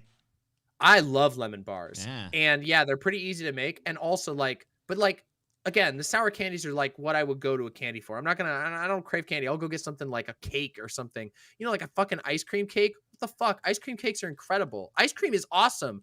Like if you get good ice cream, it's like 100 times better than it's like 20 candies in one. So like, you know, I feel the candy tier list is like mostly to get people the like. Well, it's Halloween, really, so I mean, like it's kind of the spirit of the season too, you know. Hey, 1 second. I'm just going to welcome in this raid real quick. Welcome the Vosh, the Vosh.com or Vosh.gg crew, the VGG crew. Much love to all of you. We are here talking with the one and only, the amazing atheist, TJ Kirk. We've been having a great conversation, and we just now got into the topic of candies and which ones are the best. So welcome all of you who've arrived. Thank you very much for the raid, Vosh. All of you who are now surging into my Twitch chat, and those of you who are watching on VGG, come over to demonmama.com/live. It's just like your website. It's built on the same framework. demonmama.com/live. You can get all of the emotes. You can come hang out. It's super cool. We would love to have you over here. Much love to all of you. And welcome. So there did my little raid welcome. Do you want to do a bit about religion? You want to talk about religion a little bit? Religion, because I feel like that would be a really great thing to talk about. Yeah. Because we've had a fucking great conversation about politics, about corporate America, and all that stuff. I figured it would be cool if we touched on religion. So, you know, you're the amazing atheist. Where you stand on religion these days? What do you think about like? Well, so it's funny because I was you know, I thought about it a little more. I was like, you know what? Actually, God is probably real, and that's why I haven't talked about. No, exactly the same position I've always had. I am, by the way, I consider myself to be an anti-theist as well as an atheist, which I know some people are not comfortable with going that far, but I do. That's fair. No, I think that religion is demonstrably harmful in numerous ways, and I think Christianity is like, you've heard me talk a lot about psyops that the rich play on the poor. Yeah. I think one of the biggest ones they ever conceived of was Christianity. Oh, I agree with you on that. Oh, yeah. I mean, like, it's totally like, no. We're fucking you now in this world, but in the next, it's like, you're going to be in a palace of gold, and we're going to be rotting in hell. Easier for a camel to pass through the eye of a needle than a rich man to go to heaven. I'll be down there. I shouldn't have been so greedy, but you're going to be up there with Jesus as soon as we die. After you spend your entire life working for me, then you go up to heaven, you see Jesus. He's going to help you out. It's going to be real good. You're going to get all your rewards after you're dead. Keep working hard for Jesus. Dead. So, yeah, I mean, it does seem to be like a pacification measure to me. So I'm very anti-religion. I did not grow up particularly religious. I was pretty much an atheist from a young age. Around the same time I stopped believing in Santa Claus, Easter Bunny, Tooth Fairy. Also dismissed religion. My mom was sad, but didn't really do much about it. It's like, but I always, I've grown up in religious areas. I have strong ties to the American South, and it's the Bible Belt. And I know a lot of people who very devoutly believe in, religion. I find it to be stupid and a waste of time and energy and effort and et cetera, et cetera. And, I've laid that all out, but I understand you had a fraught past with it, and I've definitely met a lot of people with some very intense stories. Yeah, I had a very different, I would say, very different experience with religion even than yours. Although our conclusions aren't all that far away. The joke being that the best way to become an atheist is to read the Bible. I found that to be quite true. I also I consider myself an atheist. I don't really know if I would take on the position of anti-theist, though I am incredibly critical of a lot of organized religion specifically. And I talk about a lot, like the prosperity gospel, which was, the televangelists, the rise of the televangelists, and all of these Jesus said, "Buy me a jet." Yeah. The capitalism fused with Christianity in the most unholy combination you can imagine. And that was the church. That was the type of church I grew up in. I grew up in a church that was way more culty than most of the televangelists, because they were way more involved in your social life. They really tampered in the social lives of all of their members. But also they were the type that they open a new church, and once the church gets a certain number of members, they open a bookstore, they open a cafe, they open a radio station. Once they get big enough, they start doing all of these things. They have a whole business model for how these churches are constructed. Sure. And it all just sort of filters money into this horrible organization that's basically a god corporation. And that pays no taxes. No taxes, none. Yeah, it's wild how it's wild how much they can get away with. The church that I grew up in was very extreme, very homophobic, extremely involved in politics. I think I mentioned that they encouraged me to go vote in primaries when I was really young. And that's true. They were super involved in politics, and in fact, the church I belonged to was, I wouldn't say single-handedly, but the major player in delaying the legalization of gay marriage in my home state. So my position on, I have a whole video on this called DemonMama's Spiritual Deconstruction, which tells the whole story of how my family got into this cult and all this sort of shit like that, how I got out of it. Because I had a very, I think, weird path on how I sort of left that space, and I was very devout. So in your position, you say you stopped believing in God very early on. That was not true for me. For me, I didn't stop believing in God until I was 19, and I was very devout. I was a true believer. I believed in all of it. And I feel like I was, very smart. I did well, very good in school. I learned a lot. I excelled in school, and all of that. And I loved learning, but I had accepted the worldview and had been indoctrinated to such a degree that it eventually did cause a lot of internal mental strife. And I have a lot of critiques of religion. My current position on religion is I don't know.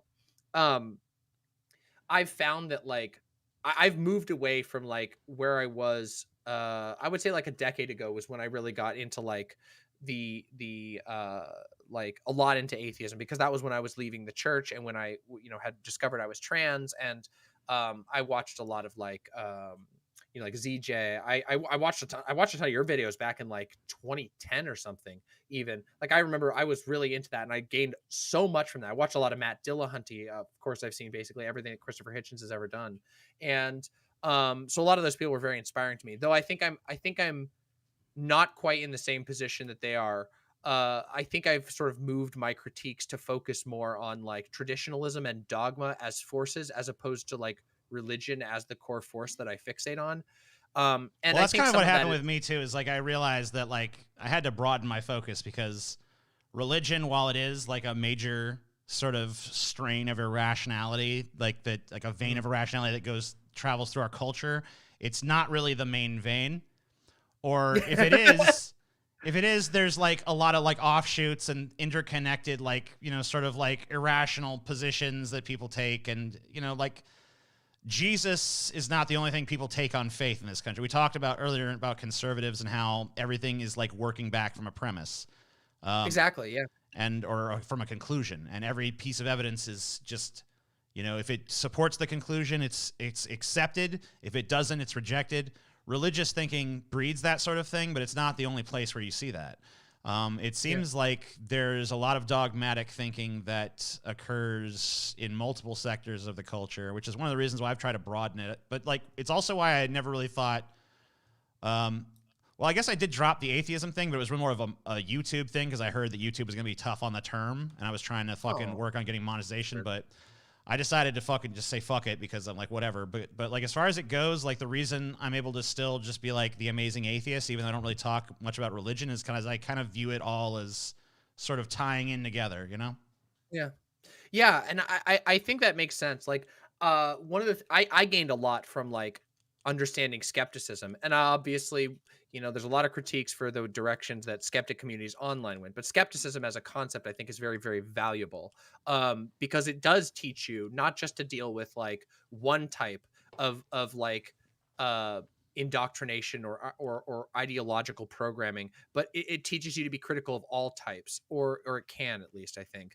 And yeah, so like I feel like there's so much to talk about, and it's something that I try to talk about a lot, because I do talk about religion frequently. You know, I have a lot of critiques. Like I like the state of religion in America is horrifying, right? Like the fact that like the religious right is like largely spinning into QAnon, and that QAnon has like pseudo Christian elements that are like wrapped in. It's so fucked. What really Excuse strikes me. me So is so crazy is just how little it bears any resemblance to the texts. Yeah, I joke frequently. I have a new segment that I started after I came back. See this big old Bible? This was my old Bible when I was a kid, the comparative study Bible. It still has all my notes in it. And I've read it a million times. But I did this new segment that was called Bible Study with DemonMama. And the last one was what does God think about shoplifting? And so I did a whole thing that basically finding quotes in the Bible that you could talk about. Oh, God approves of shoplifting or does not frown upon it. And so I have a whole lot of ideas for that, of like ways to illustrate the fact that like these books can really be used in a lot of ways.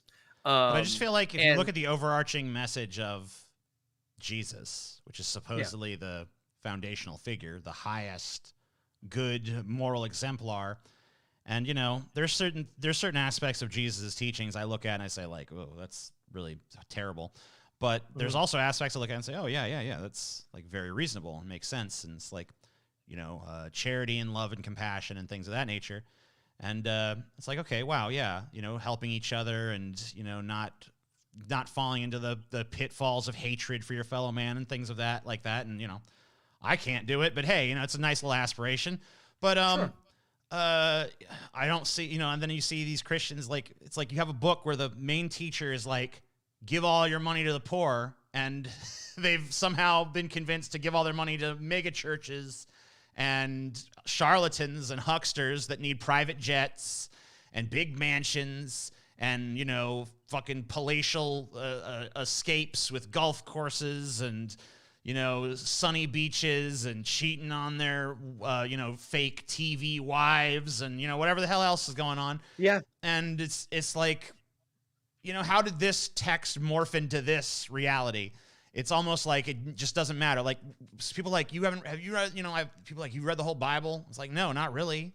I've read a few things here and there, but honestly, like Christianity today barely has anything to fucking do with the goddamn Bible. It doesn't. It has almost nothing. I mean, like, there's so many aspects of it. It's funny you mentioned like the palatial estates and all that stuff. Like, that was actually something that was a big part of me originally, like not leaving religion in whole, but leaving the church that I was involved in. It was because I remember like I was in college, I'd gone to college for 1 year, and I went back for Christmas, and my dad was like, "Oh, we got to go to this big church service," and it was at one of the like bigger churches than my branch was, because my branch was big for the area, but it was nothing compared to some of these big city ones. So we went to one of the big city churches, and we went there, and they had this whole highly video produced intro where they were talking about, oh, we need to raise money and all this stuff, like donate your money here. And I was just sitting there, and I had this moment where I was looking around, and I had been going to film school, so like I had been learning a lot, and I saw these film cameras that they were filming it with. I'm like, that is a $500,000 camera, and they have 10 of them. And then I look over, and they've imported snow into Florida for the Jesus Saves Winter festival. And I'm like, and this is right next to them playing a thing about how they need everybody to give their money together so they can save some starving children or whatever. And I'm like, but why do you need $500,000 cameras, all this shit? Why do you need these giant light show, all of this stage? Like, none of this is like, you could do this all with less, and you could put more. And I just realized, oh God, like, this is a grift. This is a business that's been made out of religion. And yeah, it's really gross. And it doesn't resemble anything, because it's like, Jesus Christ would have fucking smashed your cameras. Like he fucking flipped the tables in the temple because they were charging for sacrificial animals. Like, what are you talking about? So yeah, it is weird. How many fucking how many fucking starving people could you feed with what you spent on that camera? You know, it's like, exactly.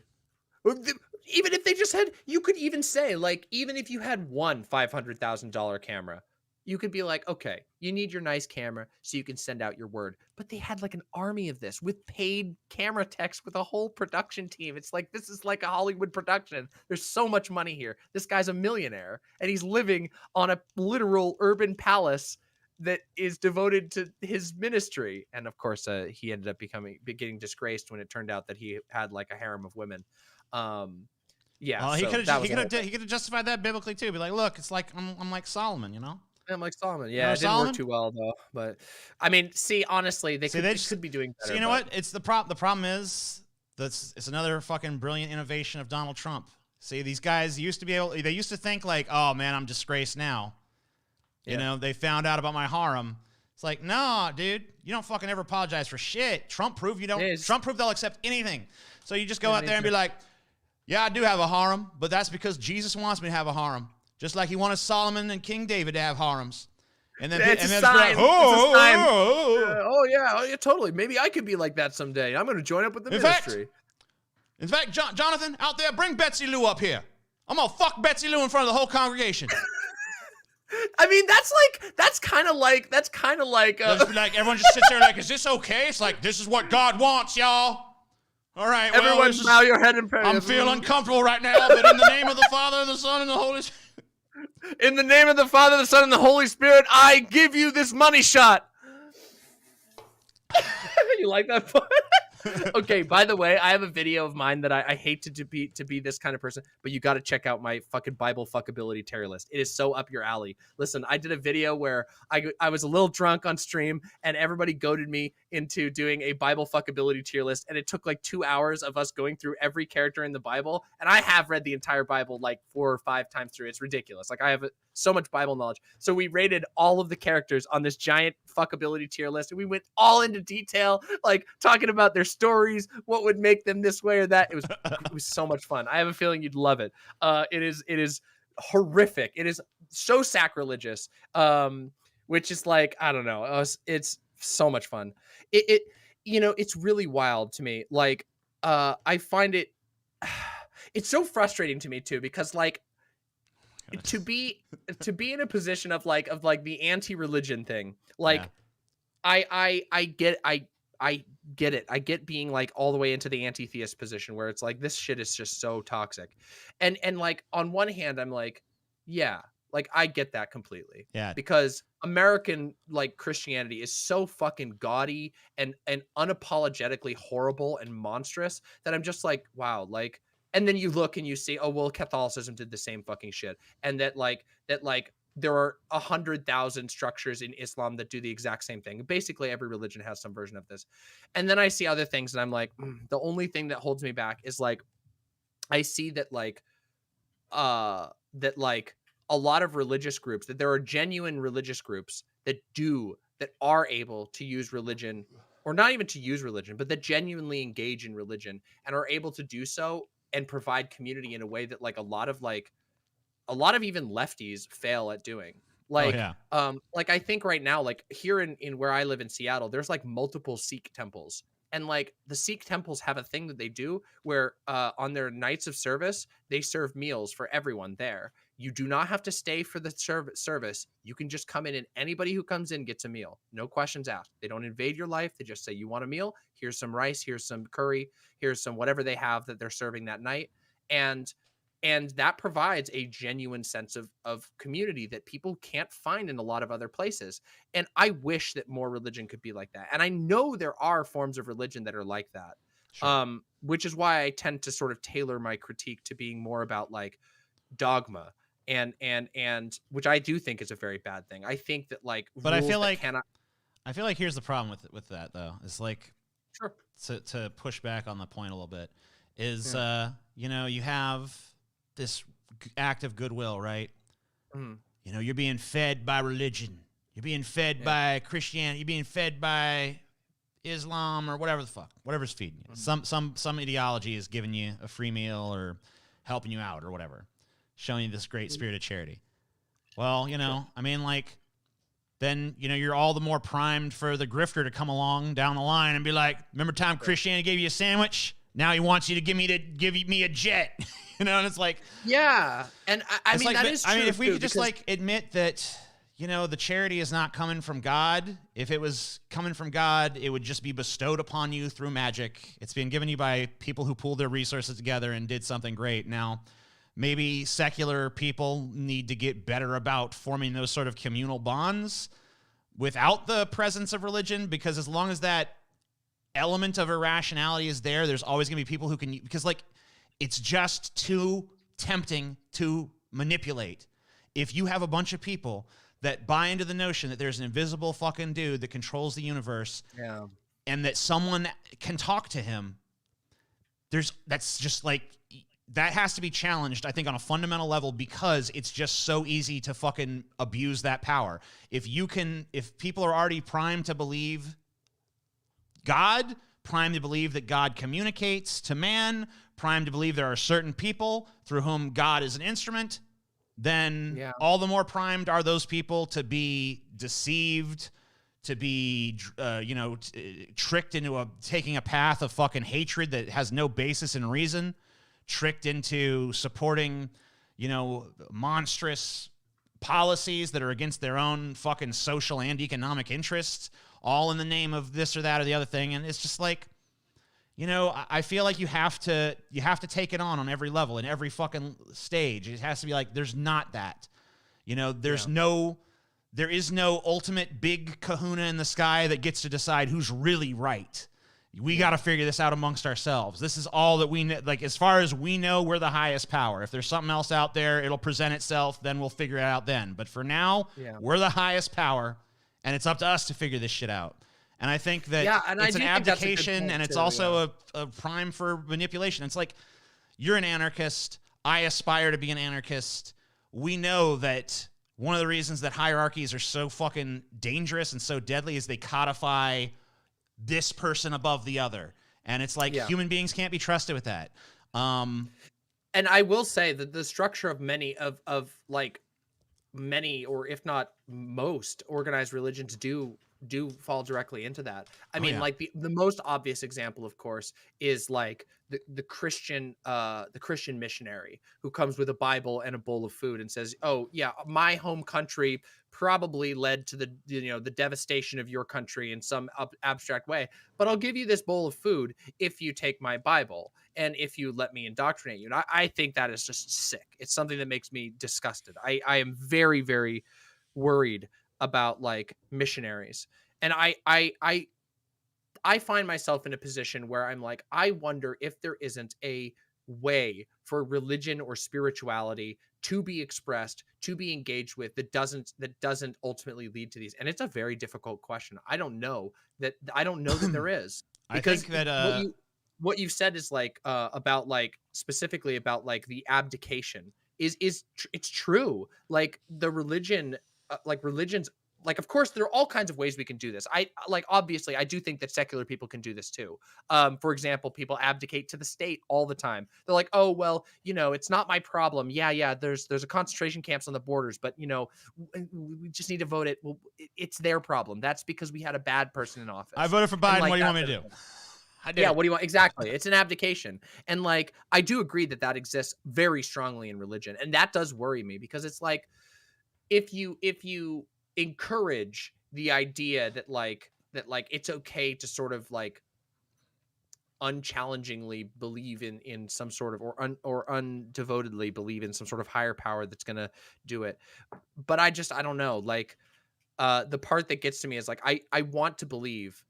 I guess it's that I want to believe. I don't know.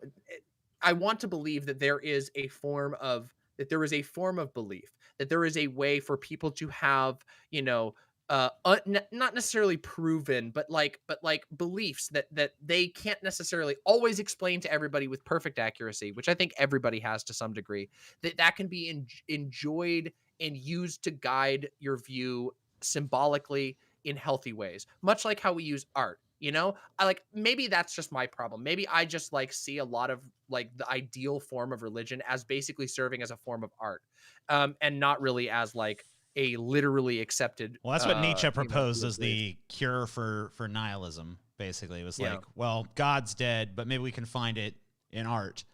And I think that's a powerful sentiment. But there's a lot of people who are not particularly moved by art. Or, if they are, it's, I don't know.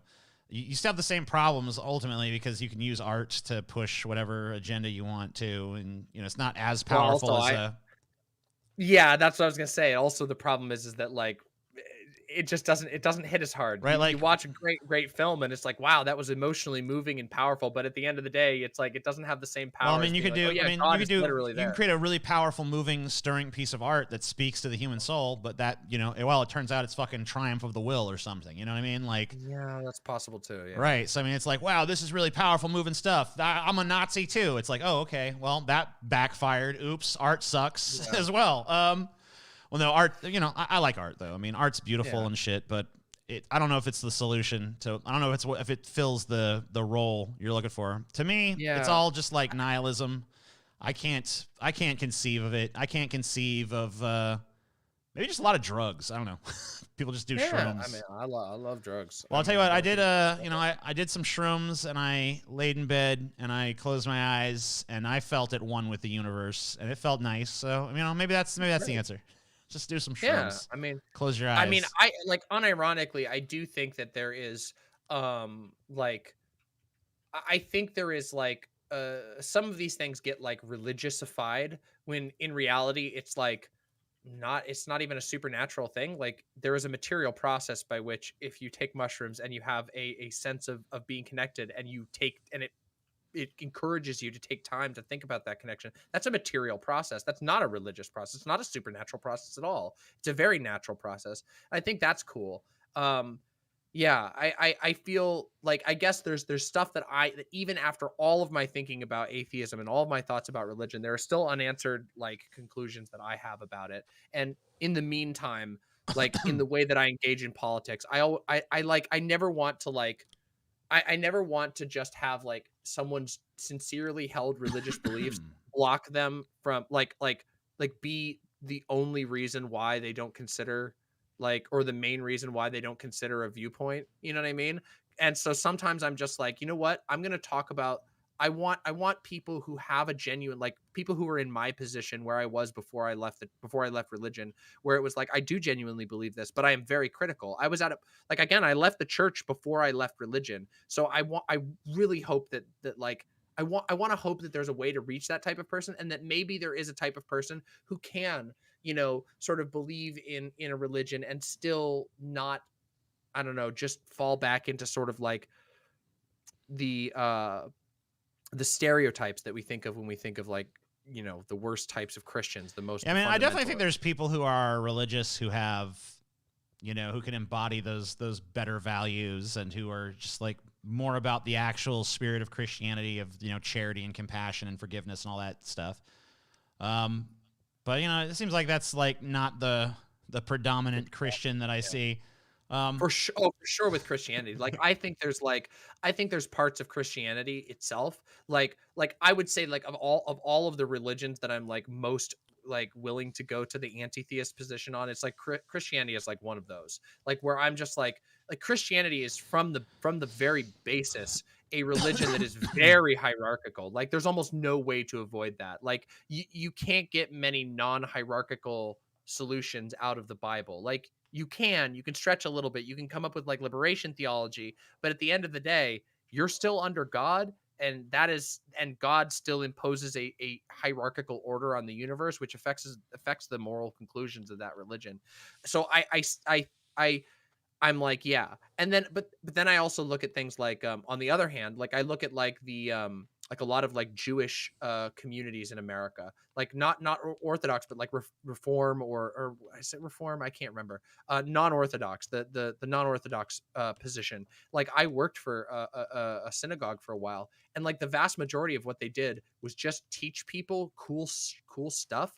And there were some like sort of like religious teachings that were involved in that, like the sort of values of like what is like a mensch or whatever, like what makes a good person good. And there's some religious like stuff in there, maybe some dated stuff, but like the vast majority of what they did was provide community. And it's a very different structure of religion. And so I wonder if religion was structured differently and not so fundamentalist, but maybe it just inevitably does. But I still feel like even if you're looking at an instance like that, it's like, yeah, it's fostering community and all this, but like it's just like we're Jews, I mean, it's almost more like we are members of this tribe, and it's almost like, I don't want to, I guess it'd be offensive to call it racism, but it's like, it's kind of like pushing in that direction where it's like, here, we're all joined by this common thread of like, there's like a tribalism.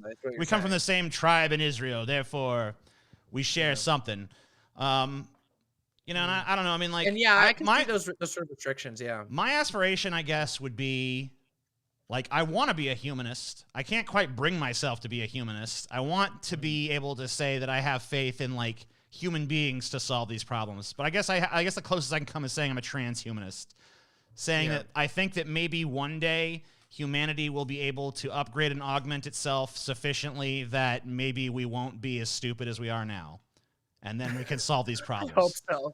I mean, I would love a future where humans can be realistically augmented. I just feel like all of that technology right now, in the current order of the world, if we keep on this trajectory, like we said before, I feel it's all going to end up like being like some Bezos type who's just going to be able to buy all of the, like, sure, he'll be able to turn himself into like the emperor. Maybe it'll fucking backfire on him. He'll be like, I will now be the smartest being in the fucking universe. He'll like give himself the serum and shit. Yes. The nanobots fucking, give him this deep, super dense neural network. Now his IQ is like 792 and shit. He's like, wait, I have been a fool all this time putting, he'll have like the Grinch moment. I've been an idiot. Wow, this is horrible. The world we've created is a nightmare. I see now. I would love. Give my wealth to the people. All right. But see, this is where it gets scary too, because it's like, okay, so what happens if the people developing that technology realize that if you give like a human unconditioned intelligence, that like they'll realize that like the path to this was horrible, and they'll go against like whatever structure exists. So they're just like, no, actually we're going to program intelligence with this one like very, very well hidden conclusion where it's like, oh yeah, you always conclude to be like turbo capitalist god emperor, because it's like, yes, we programmed a logical fault that you'll never notice into your 9,000 IQ. Like it's that whole thing of like the AIs that are racist, like they're racist because we unintentionally program them to be racist. Like what if that happens, but with brain power. So it's like, yes, we've given you the plug into your brain, but your conclusion is that you become the God Emperor from fucking Warhammer 40K. I don't know. It's like a basilisk, I guess. Yeah. Or what if they all just kill themselves at that point? They're like, no, I see the meaninglessness of it all. It's like, oh boom, no. head blows up. Yeah. It's like, oh shit. Got some bloodborne stuff going on. No, I've created the most painful, the being in the most pain in the universe. Me. Well, TJ, it's been this awesome. Is dumb. Why would that happen? I don't know, Bob Pope. Why would it happen? Yeah, why? Why don't you think on that? That's your question of the day. You can think about it all day and all night. Yeah, come up. Yeah, why would this happen? I can give you a lot of reasons why it would happen. Why do you think it's happened in the past? Why do you think we had the Gilded Age, where like literally like JD Rockefeller is like riding around on like a horse that's been cast in gold through his peacock farm, while like across America there's like hundreds of thousands of people dying in like the Dust Bowl and shit. Yeah, okay, yeah. Why would we do this? I don't know. Why have we done this before? Why do we have kings who like in the past who had so much riches that they could literally buy other countries, and like we're like, oh yeah, this is fine. Like, I don't know. Why do we do any of this shit? There's so many better ways we could do it. Well, the answer is because they want their fucking gold and they'll pay a guard to keep it. There's how it goes. Because none of us will take it back. That's how it goes. That's the real reason. Anyway. Yeah, well, TJ, we've been talking for a long time. I've been really, really, really loving it. I'm gonna have to go eat dinner relatively soon. Yeah. Are there any last memes you wanted to touch on? Because this has been a fucking fantastic conversation. I really, really love talking with you.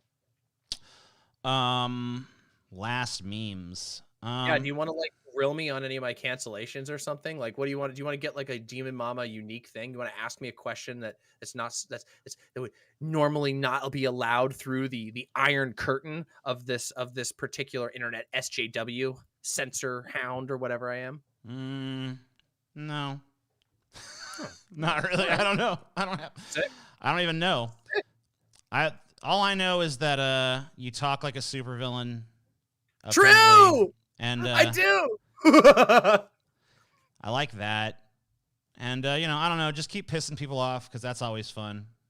Gladly. I will. That is one of my favorite things to do. And I hope that I hope you figure out what you can have faith in, because I don't know. I have no fucking clue.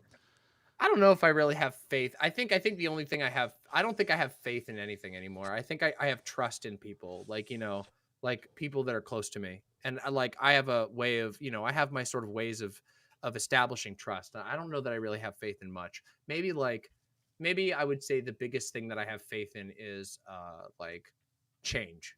Change always happens. And so nothing ever remains the same forever, even if it seems impossible. And I think that's a very morally neutral type of faith, because it's like change isn't always necessarily good, but it always happens, which means like there's always potential. There's always something that could change. And if we can influence the change, then maybe we can make it better. I guess that's the only thing I really have faith in. Trust, yes. I believe very strongly in trust. I think that like it's strengthening bonds between people and like getting to know people and experiencing things with them so that you can have like an established history of knowing one another and on an intimate level. Like that is something I very strongly believe in. I mean, I guess that's kind of the foundation of like anarchist thought, right? Is like this idea of like you build bonds with people and those bonds are powerful. And from those bonds, we can understand that other people also do that they build their bonds and they take care of their people, and that we can reach harmony by recognizing that and working together and building bonds with one another and respecting our mutual interconnections. That's sort of the foundational, brick of that social aspect of like the stuff that's like anarchism or communism even. So I do believe in that, but I just feel like, I guess that my final thought on it would just be that, I like the idea, but I just don't know that I have the trust. I feel like I don't see it in us, but hope I'm wrong. You mean like what? The ability for us to make a better society? No, the ability, just not the will. The will, yeah. Well, it's interesting. A lot of and I can actually give you a couple. I'll give you a recommendation. I think I'll give you one recommendation to start off with, and then if you like it, then maybe you can follow up with me or whatever, hit me up for the second recommendation. The first one is a book called Desert by Anonymous. Super easy read. Sit down and read it. It is a eco-nihilist text book. And it's really, really good.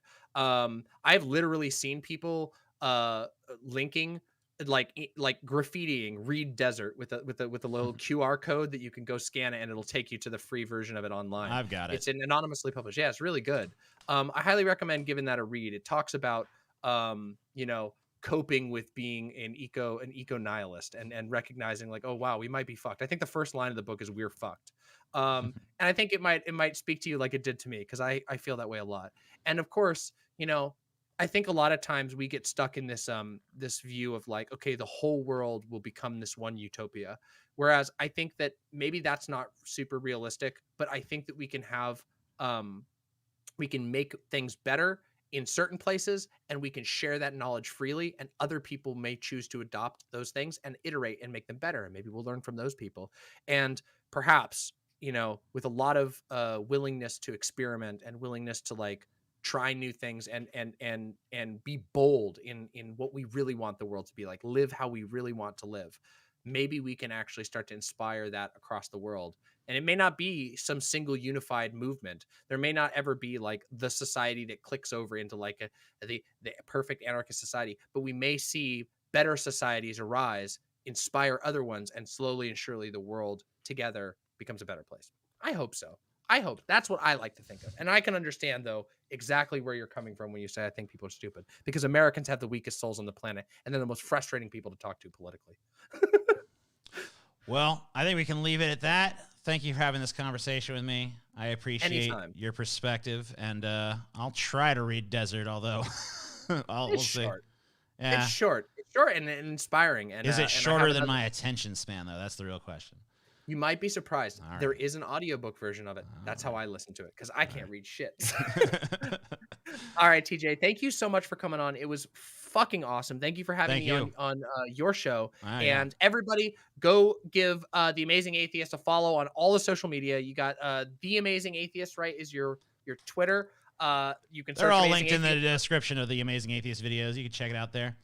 And we have them here. Yes. Oh, yeah. So they're there as well. So, yeah. And, of course, same for DemonMama. Check her shit out everywhere that she's got social media. I got the link to her website down below, so you can check that out as well. All my links are on the website. So thank you very, very much. And let's maybe we'll talk again in the future. That would be fucking awesome. I really enjoyed this. Oh, yeah, for sure. Have a great night. You too. Bye. Bye. Oops. What the hell's happening? What is this? Hold on, I can fix it. I can fix it. Can I? Maybe. Maybe. All right, I have some super chats, some Streamlabs and shit that came in. I should probably go through. If you guys want to send any more, if you just enjoy the discussion or whatever, that'd be cool. All right, so let's see what we got. I have them bookmarked over on, they're not bookmarked, but they should come up on my Streamlabs site. So let me check that out really quick. Streamlabs.com. Prime. Yeah, I don't want no Prime. Get out of here. Okay. No, thank you. All right, let's see. So I need to find the alerts page here. It's always hard to find. Give me a second. Seems like Streamlabs changes their site every fucking time I look at it.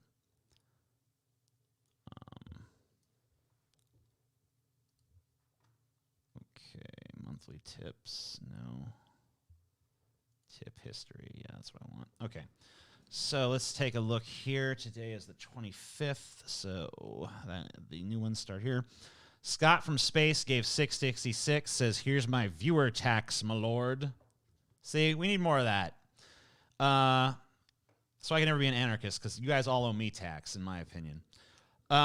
Insert coins to begin, gave $6.90, says, TJ, I work with the most abused kids with behavioral and or autistic issues in Kansas, as well as sometimes in the U.S. Wait, is Kansas not part of the U.S.? Most people shouldn't be parents, including me as well. Vosh says, DemonMama is a Vosh clout goblin. I don't think that's actually Vosh. Insert coins to begin says, I gave 666, says, everything has been 110% streamlined for capitalist monetization. The dollar is in the only goal. I don't know. The wording got a little strange there at the end, but I think I take the meaning pretty well. All right, so we got some super chats as well. Actually, where the fuck are the super chats? Because I know we saw some. Maybe is the dates just wrong? Because I know I saw super chats come in here. Oh, that's right. I have to go. Oh, this is a different account. Super chats. Fuck. I don't know if I'm going to be able to actually go back and look at the super chats. Actually, I think I have to log out of this account and go to a different one. I don't even know if there's an account for. Hold on. Yeah, let's see. I'll try to read your guys' super chats that you gave, but I think that actually this account doesn't keep a record of that. Yeah, this is a... Let's see, maybe... No.